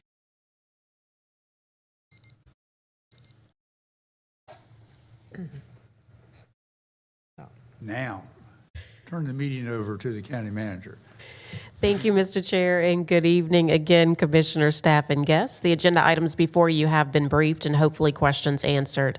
Agenda item number 8 is a resolution of the Board of Commissioners of the County of Forsyth, North Carolina, authorizing the negotiation of an amendment to an installment financing contract, directing the publication of notice with respect thereto, and providing for certain other related matters thereto, and an amendment to the fiscal year 27 budget ordinance to transfer funds to the County Capital Projects Ordinance to pay cost of issuance issuance related to the 2026 limited obligation bonds, and an amendment to the County Capital Projects Ordinance to appropriate proceeds from the 2026 limited obligation bonds interim financing into the budget reserve for future capital projects, and to appropriate the transfer from the general fund to pay cost of issuance. Essentially, item A is a resolution that authorizes the negotiation of an amendment to the county's existing 2021 installment financing contract in order to finance up to $26,850,000 of interim limited obligation bonds for county capital projects as detailed in the fiscal year 27 capital improvement plan. The resolution also authorizes the application to approve the financing with the local government commission and to retain bond counsel and financial advisory services. It also calls for a public hearing on August 13th, 2026 with regard to this financing, and allows the county to reimburse any expenditures tied to the finance projects that may be incurred before the financing contract is executed. And B is an amendment to the 27 budget ordinance to appropriate $135,000 of general fund dollars originally appropriated for debt service for the 2026 limited obligation bonds and transfers them to the county capital projects ordinance to pay for the cost of issuance. And finally, C is an amendment to the county capital projects ordinance to set aside proceeds from the 26 limited obligation bonds for future capital projects and to appropriate the transfer from the general fund to pay for the cost of issuance. Move approval. Motion approved by Vice Chair Wizenhut. Do we have a second? Second. Second by Commissioner Wilson. Any discussion? All in favor, please say aye. Aye. Any opposed? Motion carries unanimously. Agenda item number 9 is an amendment to the County Capital Projects Ordinance to appropriate SCIF interest earnings to the airport element. This item appropriates $1,916,168 of interest earnings for the 4001 North Liberty project for a contract with Hoffman Building Technologies to replace the building automation controls. Do we have a motion? Move approval. Motion approved by Vice Chair Wizenhut. Second? Second. Second by Commissioner Linville. Any discussion? All in favor, please say aye. Aye. Any opposed? Motion carries unanimously. I actually have a suggestion. Yes. Could you take 10 through 14? They're all quantum meruit issues, and we heard the details of those, I guess, on Monday, and I would suggest we just take them all together. Sure. I thought there were 6 quantum Merowitz, but Okay, agenda item number 10 is a resolution authorizing the quantum merit payment to Novant Health Employer Solutions LLC, doing business as Novant Health Occupational Medicine, in the amount of $247,000. I'm missing $247, and 50 cents for services rendered during May and June 2026 for the Sheriff's Office for drug screenings for applicants. I need to double check that number for me, Denise, please. Agenda item number 10. I'm going to go to 11. Resolution authorizing quantum merit payment to Brodart Company in the amount of $4,601.25 for the purchase of fiction and nonfiction books during fiscal year ending June 2025. And 12 is a resolution authorizing quantum merit payment to Matrix Health and Safety Consultants, LLC, in an amount not to exceed $4,580 for risk assessments of lead-based paint and asbestos hazards during the period January 29th, 2026 through June 30th, 2026. And 13 is a resolution authorizing quantum merit payment to the North Carolina Rush Triad Soccer Club, Inc., in the amount of $68,618.80 for the construction of a 2,965-foot paved exercise track and an associated amendment to the fiscal year 27 budget ordinance to appropriate fund balance for a quantum merit payment to North Carolina Rush Triad Soccer Club, Inc. And 14 is a resolution authorizing quantum merit payment to the Richland County Sheriff's Department in the amount of $18,340 for expedited DNA analysis for the Sheriff's Office. Denise, can you confirm 10 for me? $247.50. Thank you. That's what I thought. Okay. And back to 10, it was Novant Health Occupational Medicine, and it was in the amount of $247.50. So that's 10 through 14. Move approval. Motion approved by Vice Chair Wizenhut. I'm happy to second it. Any discussion? All in favor, please say aye. Aye. Any opposed? Motion carries unanimously. Thank you. Agenda item number 15 is a resolution authorizing acceptance of a grant and execution of an agreement of conditions with the North Carolina Governor's Highway Safety Program on behalf of the Village of Clemens as part of the North Carolina's Vision Zero initiative, and a resolution authorizing an amendment to the interlocal agreement between Forsyth County and the Village of Clemens for community policing services. This essentially will accept a grant in the amount up to $129,669 and amend the interlocal agreement between the county and Village of Clemens. We have a motion. Move approval. Motion approved by Commissioner Wilson. Second? Second. Second by Vice Chair Wizenhut. Any discussion? All in favor, please say aye. Aye. Any opposed? Motion carries unanimously. Agenda item number 16 is a resolution authorizing execution of an agreement with Partners Health Management to support behavioral health crisis services in an amount not to exceed $2,828,218.25 for fiscal year 27, and the approval to execute subsequent amendments that do not change the scope of the project, and these are state funds. We have a motion. Move approval. Motion approved by Vice Chair Wizenhut. Second. Second by Commissioner Bessie. Any discussion? All in favor, please say aye. Aye. Any opposed? Motion carries unanimously. Agenda item number 17 is a resolution authorizing execution of an agreement with PSNI LLC for school nurse software licenses at the Department of Public Health in an amount not to exceed $123,750 over a 3-year term to support digital case management for students receiving school nurse services. Happy to make that motion. Is there a second? Second by Commissioner Bessie and Commissioner McDaniel. Any discussion? All in favor, please say aye. Aye. Any opposed? Motion carries unanimously. Agenda item number 18 is a resolution authorizing execution of an agreement with Safe Air Systems, Inc. to provide maintenance, testing, and repair of breathing air compressors at 10 county fire stations. This is a 3-year contract and a total not to exceed amount of $55,953.27. Motion approved by Commissioner Bessie. Is there a second? Second by Commissioner Linville and Wilson. Any discussion? All in favor, please say aye. Aye. Any opposed? Motion carries unanimously. Agenda item number 19 is a resolution acknowledging notice from the Clemens Fire Department, Inc. of its intent to sell capital property valued at over $10,000 and approving this sale pursuant to Section 14 of the July 1, 2026 agreement between Forsyth County and the Clemens Fire Department, Inc. This is to sell, for them to sell two 2004 fire trucks. We have a motion. Motion approved by Commissioner Bessie. Is there a second? Second by Commissioner Wilson. Sorry, didn't hear it. Any discussion? All in favor, please say aye. Aye. Any opposed? Motion carries unanimously. Agenda item number 20 is a resolution awarding and authorizing execution of a contract for community portal software to Benefit LLC, doing business as Neighborly Software. This is a 5-year agreement and a total amount not to exceed $192,000. This software is used to process a variety of applications, payments, and reports related to behavioral health funds, opioid settlement funds, community grants, and community and economic development programs. Move approval. Motion approved by Vice Chair Wizenhut. Is there a second? Happy to second it. Any discussion? All in favor, please say aye. Aye. Any opposed? Motion carries unanimously. Agenda item number 21 is a resolution authorizing execution of an amendment to the agreement with Central Square Technologies LLC for its One Solution law enforcement information technology platform system and services and the Never Fail platform.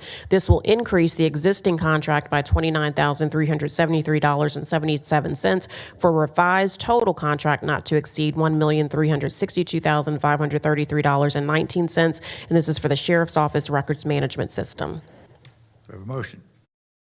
Move to approve. Motion approved by Commissioner McDaniel. Is there a second? Second by Commissioner Wilson. Any discussion? All in favor, please say aye. Aye. Any opposed? Motion carries unanimously. Agenda item number 22 is a resolution awarding and authorizing execution of an agreement for a computerized maintenance management system. This will award a 3-year contract to Brightly Software Inc. in a total amount not to exceed $318,767.42 for a work order management system that's being used by General Services, Parks and Recreation, and the airport. We have a motion. Motion approved by Commissioner Bessie. Happy to second it by Commissioner McDaniel. Any discussion? All in favor, please say aye. Aye. Any opposed? Motion carries unanimously. Agenda item number 23 is an ordinance ordering the Forsyth County Community and Economic Development Department to declare a dwelling unfit for human habitation and otherwise to effectuate the purpose of the Forsyth County Minimum Housing Code. This order will direct the Community Economic Development Department to demolish the property located at 2884 Fraternity Church Road. Move approval. Motion approved by Vice Chair Wizenhut. Is there a second? Second. Second by Commissioner Bessie. Any discussion? All in favor, please say aye. Aye. Any opposed? Motion carries unanimously. Agenda item number 24 is a resolution approving the tax collector's annual settlement for fiscal year 26 and prior years. This is an annual requirement for the board to accept this report. We have a motion approved. Motion approved by Commissioner Linville. Is there a second? Second. Second by Commissioners Bessie and Vice Chair Wizenhut. Any discussion? All in favor, please say aye. Aye. Any opposed? Motion carries unanimously. Agenda items 25 through 27 can be taken together, though they are tax collector refunds. 25 is a resolution approving refunds by the tax assessor collector in the amount of $27,803.88. 26 is approving assessor refunds in the amount of $12,553.67. And 27 is denying refunds in the amount of $6,462.11. We have a motion. Move to approve. Motion approved by Commissioner Bessie, second by Commissioner Linville. Any discussion? All in favor, please say aye. Aye. Any opposed? Motion carries unanimously. Agenda items 28 and 29 are our reports. 28 is the May Human Resources Report, and 29 is the June Contribution-Based Benefit Cap Report. We have a motion to accept reports. Motion to approve by Commissioner Bessie, second by Commissioner Wilson. Any discussion? All in favor, please say aye. Aye. Any opposed? Motion carries unanimously. Agenda item number 30 is an added item following closed session. It's a resolution approving an employment agreement for the county attorney. Move approval. Motion approved by Vice Chair Wizenhut. Do we have a second? Second. Second by Commissioner Bessie. Any discussion? All in favor, please say aye. Aye. Any opposed? Motion carries unanimously. We do have two planning discussion items. They are text amendments. They are required by the state, correct, Chris? They're required by the state. We're happy to brief them tonight. I see the faces. Or if you would like, we also can do it at the next meeting. We'll do it at the next meeting. That's good. That's a no-brainer. Before we adjourn, I'd like to say it's been a pleasure. Thank you for the reception on Monday. I appreciated the very kind gift cards and cards, and I will write you a formal thank you note now that I have more time. We stand adjourned.